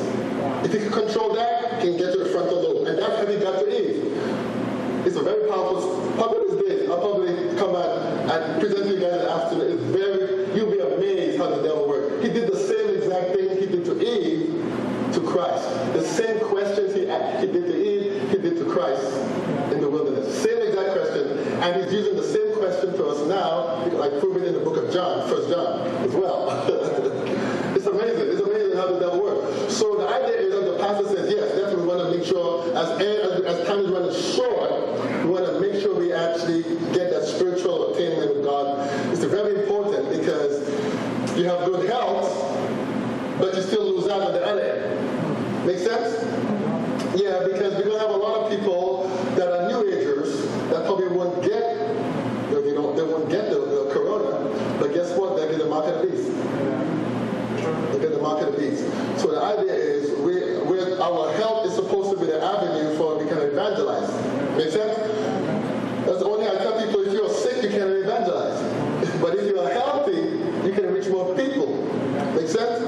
And when you're sick, for example, the Bible says if someone is sick, what do? You bring them to the elders, right? And they can pray over them, and then they will confess their sins, and the prayer of faith will heal them. Make sense? That's what James said, James 5 said. So the idea is we need to look at it in a spiritual realm that we keep our bodies in order, where we can help other people do better. Okay, make sense? Yes. So, yeah. So. Take this question. Go ahead. Go ahead. Got questions? Go ahead. Okay. So, digital tattoo, something we have to worry about? You know, it's amazing you mentioned that. I just talked to one of my patients today, this week about it. She was trying to get a tattoo. She had an autoimmune issue. And I told her she was going to get a tattoo done, you know. And I told her, don't do that. Because the skin is actually the largest organ in the body. Anything you put into your skin will absorb and it can damage your nervous system. Don't do it. The Bible talks about putting markings on your body in the book of Leviticus. It talks about that, not putting markings on your body. You shouldn't put any markings on your body at all because the skin is huge. It absorbs everything that comes from the skin. Do you know if I take a gloves, right, and I take some DMSO and I put some chemicals in the gloves, I can shake your hand and it can kill you with that chemical. That easy. It goes right into your tissue, your skin very easy, and it can go right to your bloodstream. That easy. It can happen. It happened to that lady who actually was in Malaysia. That gentleman that died from South Korea. His brother killed him. The president of North Korea. He killed. Well, he said he didn't do it, but he killed his brother. How did he do it? It's a chemical that touched him when he died. The skin is one of the largest organs of poison, you know? You should put anything in there, yeah. It's more in reference to, I'm not sure if it's real or it's just conspiracy stuff. There's been some development of ink, like some tattoo, and it's ink that will be incorporated in the potential vaccine that's coming out. That's what. Oh, okay. Well, I can see that happening. They call it the right name, but yeah, I can see that happening. worry about that. Of course. Our brother Rivera, who used to be a former Jesuit at one point. I don't know if you heard of, you know, Alberto Rivera. So he's a former Jesuit at one point, and he changed, and he became someone that was exposing a lot of these factors. And he would move around so they wouldn't kill him, you know, move around. And how did he die? In the dentist's office. The poison right through his ear. So, yeah, of course, they can get it into you anyhow they can have it. Anyhow they want to get it, can get it into you, of course. You know. I believe the vaccine could be a way of getting those stuff into our system as well. How do I know? Well, in Africa, when they went down there, they said they were giving them hepatitis B shots, and these folks was dying of HIV. You see what I'm saying? If they want to get something in your system, they can do it. They can do it very easily, you know? And the idea is, I tell people, live every day with the Lord, because you never know when that time will come, you know? I live that every day. I know to my wife, you know, I'm prepared to go any time, you know? The kind of work that I do, the kind of things that I say, you know? You know, you never know. Like tomorrow, hey, he's gone, you know? Hey, I live my life in a way that I know my communication with God is correct, you know? So I can go anytime. So I just say what I need to say and say it right, you know? So long I know that it's biblical and it can be proven from the Bible or the spirit of prophecy, you know? And I'm good, you know? But I'm safe, you know? Stuff, yeah. Talking about the practice of knocking off the bad people, cardiac, the modality. Okay, you say that if osteopathic doctors are well, I think that they have gotten away from the system that they was trained under. Osteopathic doctors was trained the same how naturopathic doctors were trained. And the fact about it is, what happened is that same how the naturopathic doctors now, they're fighting for rights the same way. Now they're actually MDs as well, because they get their same insurance and everything else. The problem with the two is that now, whenever you incorporate licensures and different other factors in, then you have to go by certain factors, you know. And right now, naturopathic doctors can do certain things, but I guarantee you, when they get full scope, like MDs, there'll be trouble. There'll be trouble. You're going to have, because right now, like federal, a lot of insurance, like naturopathic doctors, they can use certain insurance. It's not a problem now. But once you start using federal insurance, like Medicare, oh, then you're in big trouble. Right now, naturopathic doctors cannot use it. Also, osteopathic doctors couldn't use it back then either. But now they've got, I think they got 25 states to pass the law. Now they are grafted in as doctors under the AMA. So now they are governed, so they can't do certain things, or else they can pick up the privilege from them. Yeah. So right now, naturopathic doctors basically they take a few insurance, but they're not taking Medicare because they're not federally recognized for certain treatments. And that's the reason why I am very scared for osteopathic doctors who are just coming out. The old schoolers are still doing what they used to do. The new ones are coming out, they're just regular allopathic doctors, basically, that's what they are. Yeah, they're just going to osteopathic school because you get a lot of factors you can get, like just like a chiropractor, you know? They can get all those treatments, those training as well, but the fact about it is most of them will not use those training. They will not. How do I know? Because I know a lot of naturopathic doctors, they only use the allopathic side, only.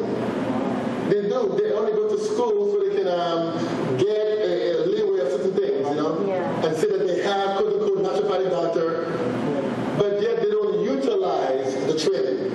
They just want to get that scope of training. You see what I'm saying? Yeah. And that's what's happening to a lot of osteopathic doctors now. Yes? I have a question for you. I've been having high blood pressure, Yeah. and yet I walk every day. I eat plant-based foods. I don't eat sugar at all, except for fruit. On the internet, I did some research on the internet and found out that hawthorn is used in Chinese medicine. Yeah. And I've been taking hawthorn, and my blood pressure is beautiful now. It's like 110/70. Is that safe? And is there a point where you have to get off of it? Or? No. Hawthorn is actually a berry, actually. Yeah. It's actually a berry, just like you eat blueberry or raspberry. It does have a lot of parenthesides in it. That's all it is. It does have a lot more. Some of those glycosides that actually help our bodies, the heart, and the vascular, and all those tissues. So it's actually a good thing. You can eat a lot of it. There's no toxic dose on it at all with hawthorn. It is strong if you use the concentration. You don't want to take a lot of it because you can really feel the effect of it. I can take like 2 capsules a day. That's fine. That's fine. It's actually a good thing, actually. There's a lot of antioxidants in hawthorn berries as well. I'm just curious. I use it every so often myself. Yeah. Oh. I use the solid extract is the best. I can tell in a capsule. Yeah, the solid extract is the better one. Yeah, you get more of the parenthesides in it as well. Yeah. Yeah. What to ask is, too much water bad for you? Well, too much banana is bad for you? What do you think? Water? Yeah, too much bananas. What do you think? If I eat 10 bananas, is that good? No. Is banana healthy? Yes. Exactly. Too much of anything is not good. People drown in a lot of water, right? That's what they do, right? But the same thing with your body. Your body can only tolerate so much things at a time.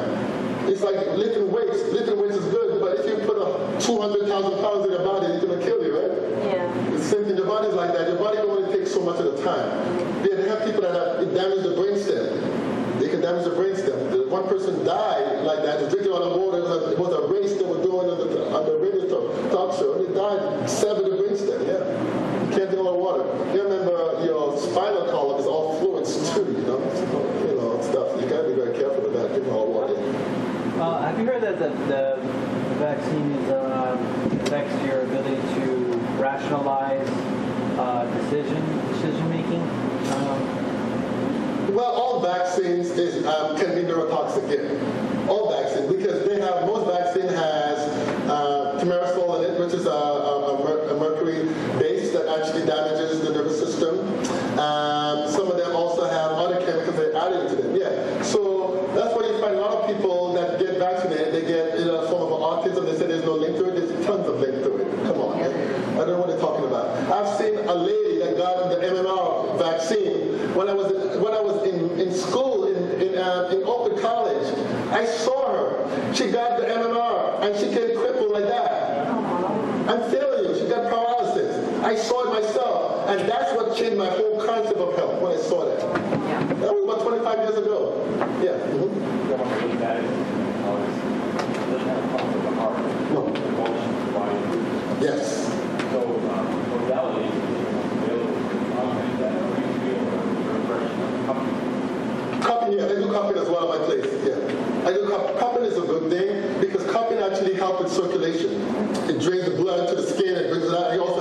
toxic removal as well. But it helps increase circulation. It's a good thing, yeah.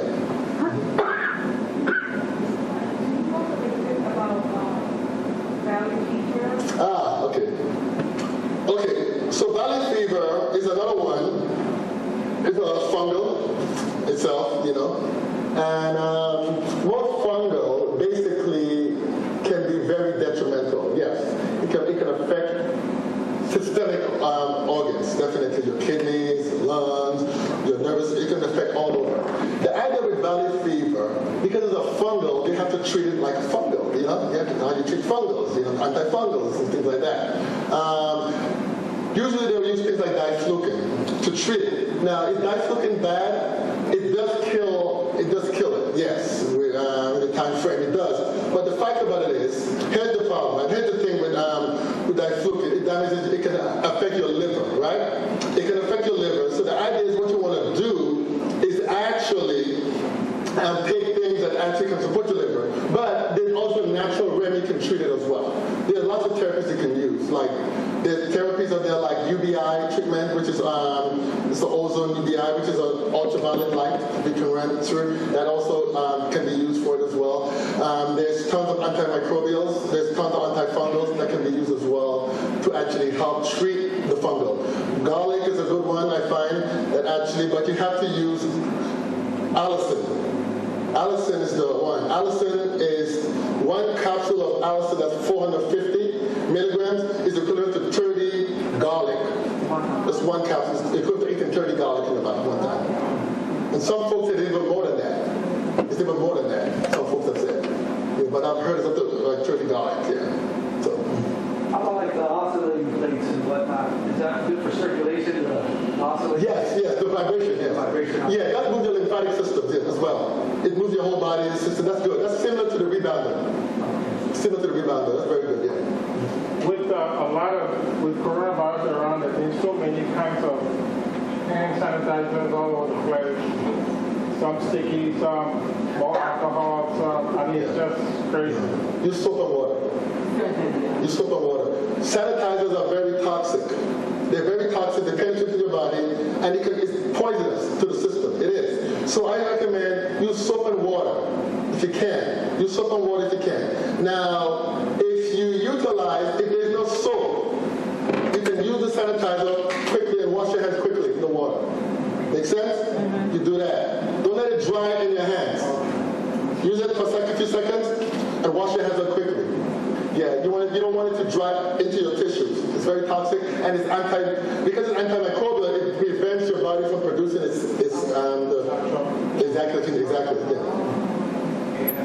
Kind of agree with that. See those,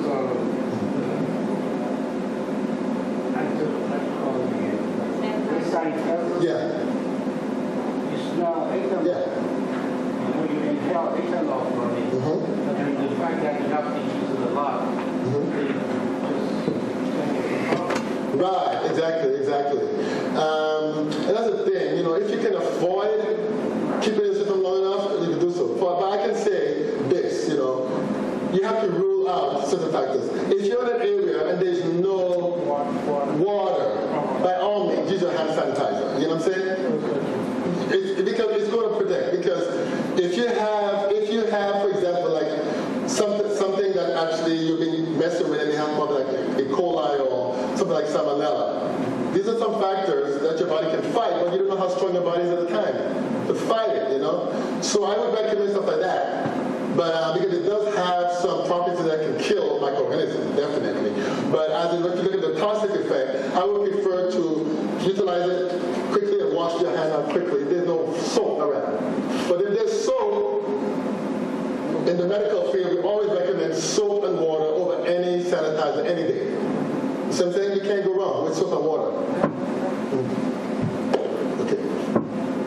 All right? So how can we get in touch with you? Will you send us some material just in case people want to reach you? Yeah, I can do that.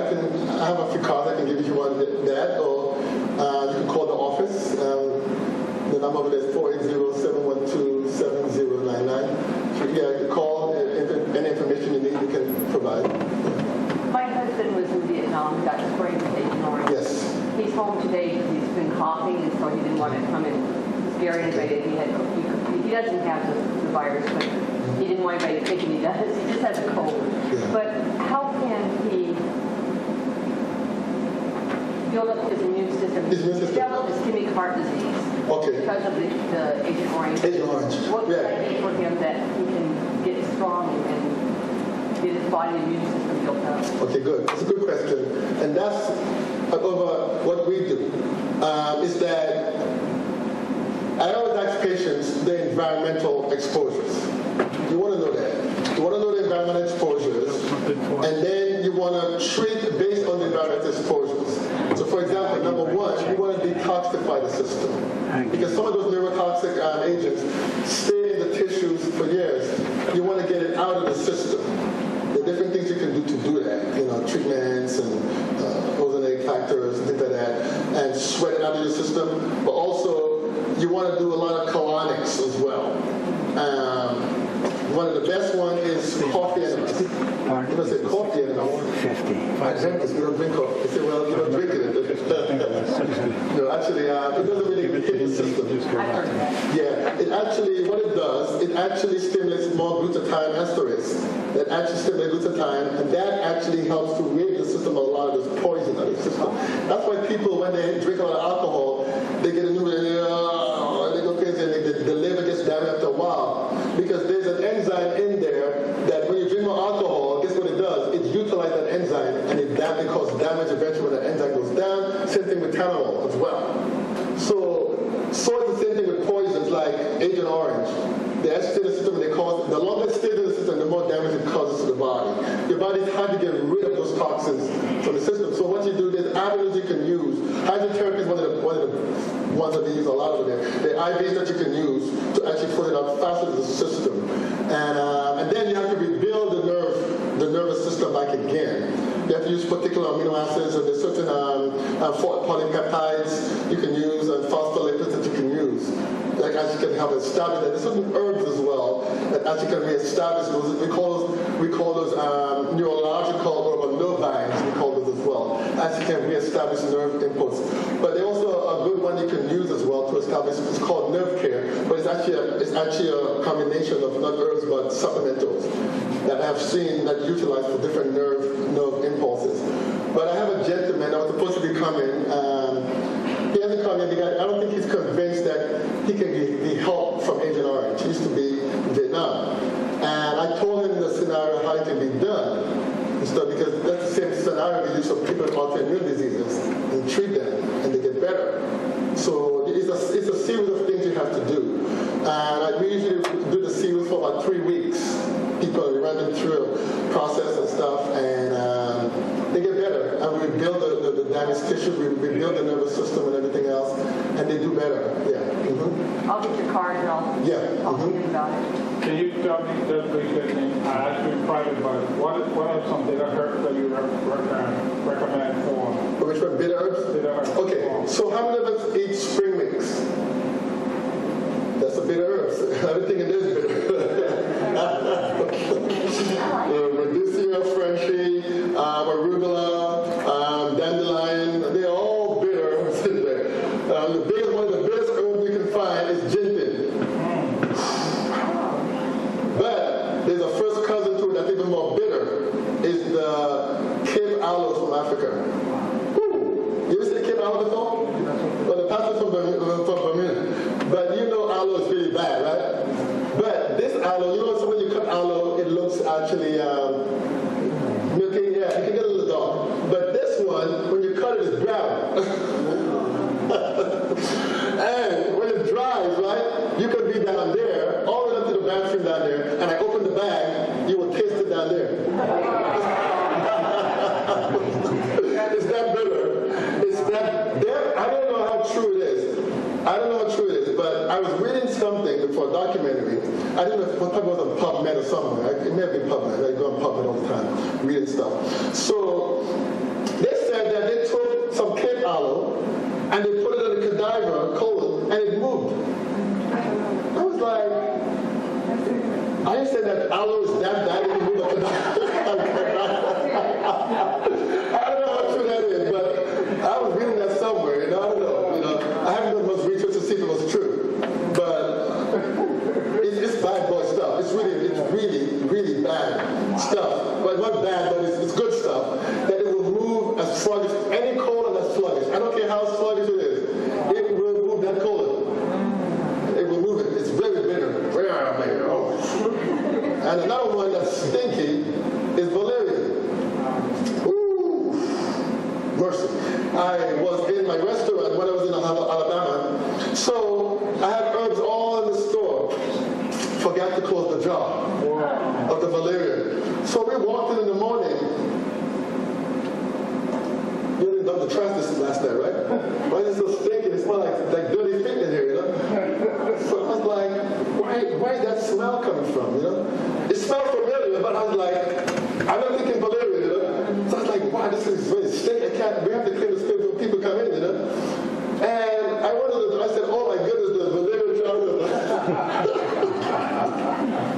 They were stinking up the whole place, man. So you have one that's stinky and one that's bitter, you know? Yeah, but to help you, the gin thing is a powerful one, the aloe is a powerful one, all your dandelion, your rhodiosia, your Frenchie, all of those are good bitter herbs that you can use. Mm-hmm. They're very good, yes. I was wondering about the moringa. I have heard that it's really good for you. Yes, so moringa is in the bitters as well too. It can fall in the bitters as well. Moringa, we call it the perfect food. It has a perfect aminos, we call it. It's perfect in all the amino acids that you will get. And it's rich in a lot of vitamins and minerals. And the good thing about moringa too, it actually detoxifies the system pretty well. It's a good detoxifier. So if you actually need to clean the system out, you can take doses of moringa's powder or the live leaves. You can plant it in your yard right now. And it grows very good here in Arizona. And you can take the leaves and blend them every morning and drink it. It cleanses your system pretty good. And the good thing about it is too, if you want this protein, a good protein amino acids, instead of using like whey protein, all the stuff, just use the moringa. It's actually a complete bodybuilding effect. Yeah, it's very, very good. It's a perfect food, actually. Yeah, for especially someone that's sick with cancer and you need to rebuild them and give them nutrients, colostrum mixed with, moringa, perfect way to go, yeah, definitely. Yes? Question, substitute of sugar like a Splenda equal and sweet and low, how does it affect that versus a regular sugar? What effect they have? Well, they're toxic, that's what they are. Yeah, Splenda actually is a form from an insecticide, actually. Yeah, and stuff. Yeah, I was reading a OBGYN doctor was given historical factors on how Splenda was actually came about. And it's actually more created like from an insecticide base. Yeah, and it doesn't think I would use. Saccharin and all those factors are carcinogenic. They tell you on this, carcinogenic. It causes cancer and stuff like that. So I wouldn't use them. They're very poisonous. I would go probably into the area. I don't recommend using on sugars, but things like stevia is okay. And it's produced, so most of the stevia is produced right here in Arizona. And Gilbert, I think the what is called sweet leaf. That sweet leaf one you see a lot in like those places in Whole Foods and Sprouts. Yeah, it's actually made right here in Arizona. Yeah, so Splenda is good. Xylitol is okay. I don't recommend using a lot of the sugar alcohol, but xylitol is okay. It's from the birch tree. It's pretty good. Lujan is also good as well. That's a very good one. It's like a small berry, but it's like 10 times sweeter, I think, than the sugar. So Lujan is good. Brown rice syrup is also a good one. That is, even diabetic doesn't have much of a problem with it. Manuka I like as well. It's a good one. It's expensive. But if you can get a good raw local honey, that's good as well. Things like grade B maple syrup also is okay in small amounts. Yeah, so there's a lot of substances you can use of it that's pretty good. Yeah. Instead of Splenda, right? Dates as well is also good. I like dates. One thing with dates, you have to really wash it pretty well. Have you ever seen a dates tree, how it thing? You have to wash them because sometimes the dust and everything goes in there, they put the bags around there, and the dust settles on there, and they never wash it, they just pick them, and they never really wash them well. So with dates, I would wash it well before you utilize it, because you don't know what chemicals are in the area, you know? Make sense? Yeah. All right. Guess we're good to go, right? Wow. I heard that you shouldn't be eating mushrooms because they're considered a fungus, but now you're telling us that some of them. Okay, well, the thing about it is, yes, they are in the fungus family, but you got to remember, how did they find antibiotics? From mold, right? But they got it. Mushrooms, every entity has its way in our bodily system. Yes, the mushroom, how it's grown. Yeah, they're different. Not all mushrooms are good to eat, by the way. And there's some mushrooms that I consider to be plants. Like things like shiitake mushrooms are pretty good, that I like a lot. You know, it's a very, very good one that really builds the system up. Reishi mushrooms are pretty good. It actually really builds the system, the adrenal glands. It's very refreshing for the body. Things like the chaga mushrooms are very, very good. Lion mane is very good as well. Versatile mushrooms, that's very good as well. Even portobello mushrooms, depending how it's grown, it's pretty good. It's very high protein, have high vitamin D, and stuff like that. There's more benefits in it than it will cause any problem to the body. Actually, mushrooms are so good that if the immune system is high, it will bring it down. If it's low, it will bring it up. So it's very smart. It's very smart how it deals with the body. Yeah, yes. The thing with mushroom, how mushroom is grown most of the time, I would definitely want to, if you're going to eat them raw, wash them tremendously well. But preferably I would cook it if I have to. But wash it very, very well. You mentioned seekers. There's one I heard is monk fruit or monk. Yeah, that's the monk fruit is good. That's in the same low-hand family, yes. Monk fruit, yes, in the low-hand family, yes, that's what it is. Yeah, monk fruit is good, yeah. Yeah, so, yeah, there's a lot of stuff. I forget one. I see Miss Indonesia here. Coconut sugar. Yes, it's very good. See, I saw her, I didn't remember it. Yeah, that's a good one as well. Coconut sugar is pretty good as well, too. Yeah, so you can use that one. But everything in moderation, you know, in moderation. It's still a sugar, but it's not diluted. Because I said before, sugar is poisonous. It's very poisonous. And it's so poisonous that not even bacteria wants it, you know.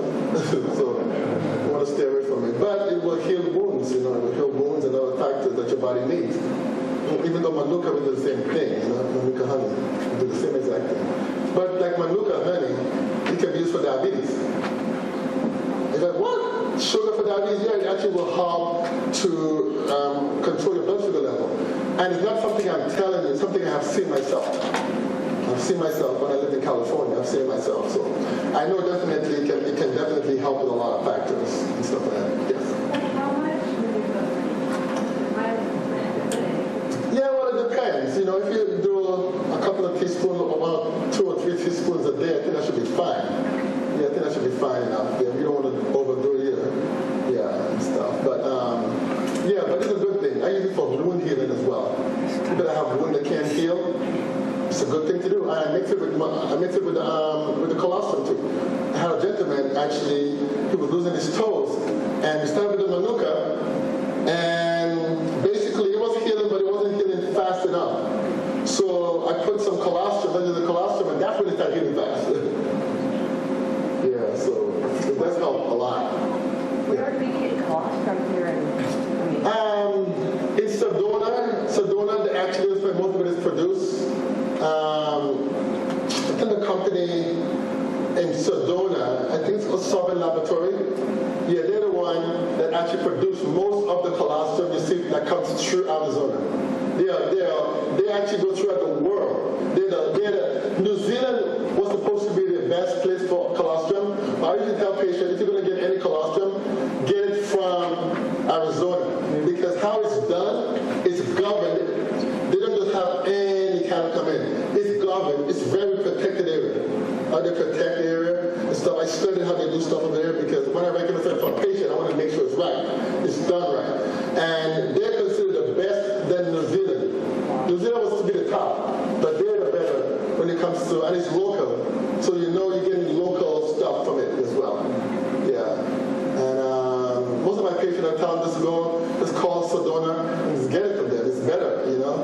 It's a better thing to do, you know, because colostrum is It's amazing. I'm telling you, if you know somebody that's ill and they're not getting better, and you want to boost the system up, try the colostrum. It's a powerful entity, man. It really keeps the immune system up. If you're a child and always getting sick, the flu, or you get getting sick all the time, there you go. Boost your immune system up with it. It works. Did you recommend buying raw milk? Because that's supposed to have a lot of cholesterol. Yeah, raw milk. Yes, it's not homogenized, which is good. What I would do, I would probably put some colloidal silver in it before I drink it. Because you don't know how it's done, you know? How they, you know. But a lot of the time, I'll be honest with you, even though I've been honest all the time. Now, with most of the raw milk how it's produced, it's actually going through a silver rod anyhow.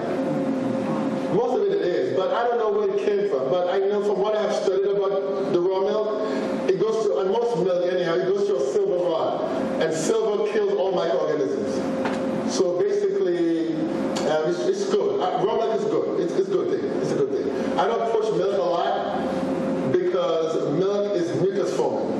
A lot. But if you're going to drink it, I prefer you drink the raw milk itself, or the goat milk, yeah. Because xanthoxylins is actually produced when you homogenize milk, okay?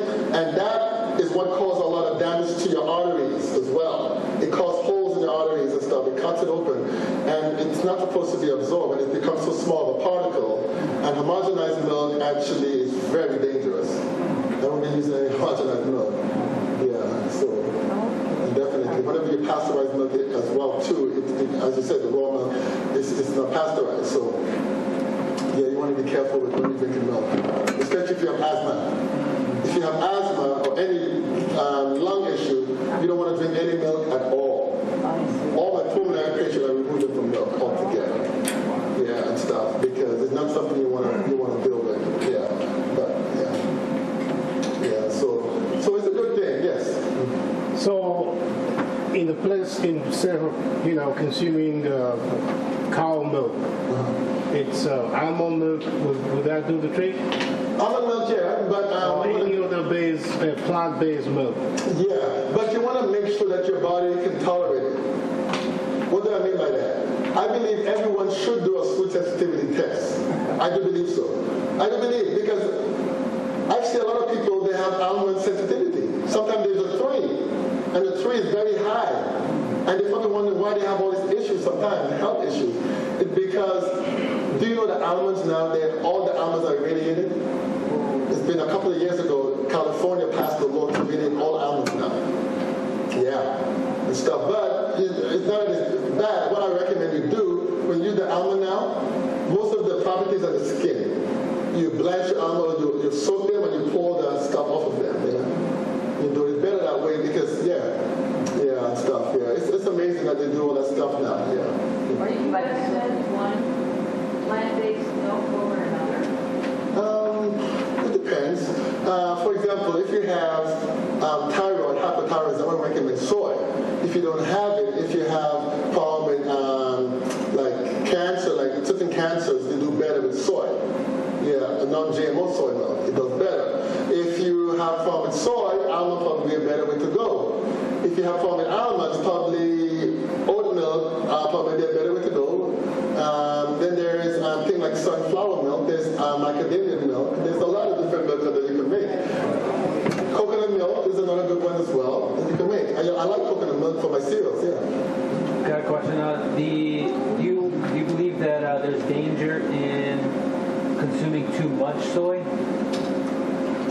Give me some more information. What do you mean? Like there's, I guess, some controversy in regards to soy causing like female hormones in men. But you know what I mean? My personal opinion, I don't think so. But I just want to get your opinion on it. Okay, I'm gonna answer this with a question. In Japan and China, do you see that problem that we have in the United States with those hormonal issues that they say? They don't. For years, they've been using this in Indonesia as well. But Indonesia is the one that invented tofu, right? And tempeh, the tofu tempeh. They're the one that I think tofu came from. Yeah, they're the one that invented the tempeh. Is it about Java, yeah, that's where it was invented. So do you see those people have all these things all these years? They never had these issues with hormonal imbalances. Where does it come from? It's when man begins to tamper with food. That's when it becomes a problem. Most of them, I was just talking just a while ago about wheat. Before, we didn't have any problem with wheat. People that eat wheat have no problem. Have you had anyone had gluten sensitivity and all this stuff back then? No. All of a sudden, everybody has gluten sensitivity. Why is that? Because there was a food advocate, well, I would say there wasn't an advocate then, but they worked for the big food industry. And what they would do, they would attack, her job was to attack health food industries like Trader Joe's and those places and make them look bad. They look like a quack, they do bad stuff, they expose stuff to the people. So one day, she was looking at the table, and one of the kids was taking the milk and the cereal and tossing it all over like that, crazily, you know? And she's like, what in the world is going on? What's going on with you? So she took the kid, said, what's happening? And the kid was going crazy, like going through an anaphylactic reaction, you know? So she took the kid and rushed the kid to the doctor's office, pediatrician office. And the pediatrician said, I think she had an allergic reaction. To what? What did she eat this morning? Well, she had some cereals and corn and stuff like that. She said, well, I think that's where it came from. We have to do some tests. She said, that's baloney. I've been working for the industry for years. This is quack stuff about food. Food doesn't cause any problems. And she started doing her research. And she discovered, I think I have the video there too. She discovered that they began to genetically modify those grains in the 90s. She found corn and soy and wheat. And that's why all those sensitivities and those autoimmune issues begin to come about, because they begin to damage the gut now. So all those diseases we never suffer from and all those hormonal stuff you mentioned begin to come up. Actually, soy is actually being shown to be better for female with breast cancer, actually. Yeah, they were going back and forth on it. But the latest research I found that they say it's actually better because the genistein and the isoflavonoids in there that actually help control the receptors on the breast. Yeah, the estrogen receptors and the hips too and everything like that. So, but not all soy. You want to get a non-GMO soy, organic soy that is not tampered with. So it's hard to find. If you find it, it's actually quite expensive, you know, and stuff to get the soybeans that are like that, to buy them, you know, yeah, to buy them. But I do have some non-GMO soybeans that I want to keep. I have them for years. I know eventually all is going to get off the market. So I keep a whole bag of them, you know, there. So when things happen, I can give to folks and plant, they can plant, you know, their own. So there's a place right here, I think it's in Tucson. One of my Indian friends told me where to go. I'll give you the name if you need the name. He said all the seeds you can get that are not GMO, you can get them. He said it's secure. You can keep them in your house because eventually they're going to close them down sooner or later. Probably. Because the whole idea is Africa right now, in Africa, every grain that they get now in Africa is actually, they have to get it back from a particular union because they can't reproduce them anymore. So they have to buy more grain. So that's how they're trying to control the population. It's all population control. So when they pass the New World Order, guess what happened? You have to go for one entity only. Religiously, economically, right now in most countries, guess what? You cannot utilize cash anymore. Some of the Asian countries. It's coming here too. Yes. Some companies now, they even have the chip, the RFID chip in. Yes. So guess what? I saw a CEO, he said, you know what? We're going to make sure all our employees have that now. You have one company do that, guess what? It's going to trickle down to other companies. And eventually, if you're working for a company and you don't have that, you're in trouble. That's why LOI was saying back in the days, we need to have our own industries where we can hire our own people. It was happening back in the Jews. They do that. The money circle around in the community. Why we can't do that in our own community? We have Adventist lawyers. We have Adventist doctors. We have Adventist bankers. We have all of those. Why we can't circle around our own community? Because eventually they're going to shut the system down. And if we're dependent on outside community, we're in trouble. So we need to definitely look into those factors as well, you know, and get these things in control. Yeah, so basically, yeah. All right? Yeah. Okay, Pastor? All right.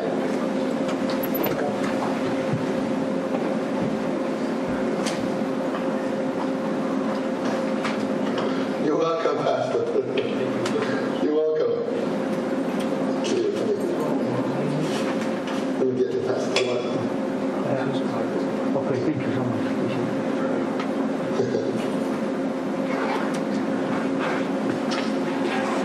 Over that one. Which one? He found it. I'm glad that you came, folks. Are you glad you came? Yes, I am. Dr. St. Rose, correct, Mr. I got you. I appreciate him coming very much. He shared a lot of things that I have learned and other things that I didn't know. So we will have to talk again, not too far down the road. How would you like him to come back again sometime, huh? Yeah. Fair enough. Now, next time he comes, I hope we get past the place where we can take out all these little bows and we can fill up the church. Yes. That would be good for a lot of people, don't you think? But God is good. He wants us to be, and you know, I think of the text in Hosea 4:6 is, my people are destroyed for lack of knowledge. And it's all there, but we tend to pass it by.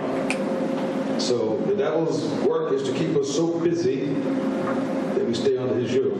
Busy being under Satan's yoke. We don't want to be there, okay? So let's just stand. We're going to close in prayer, and I appreciate you coming by and staying by. Some had to go in the last couple of minutes, but I'm glad you were able to stay until closed. Heavenly Father, we appreciate all that you do for us. Give us a beautiful day. You reveal to us truths that will help us to live that abundant life that you desire us to have. I will give you his. Sometimes we just neglect it. And so we ask you to forgive us. And now as we learn, help us to practice. May to practice your law, to practice your principles, practice being like Jesus to become more like him.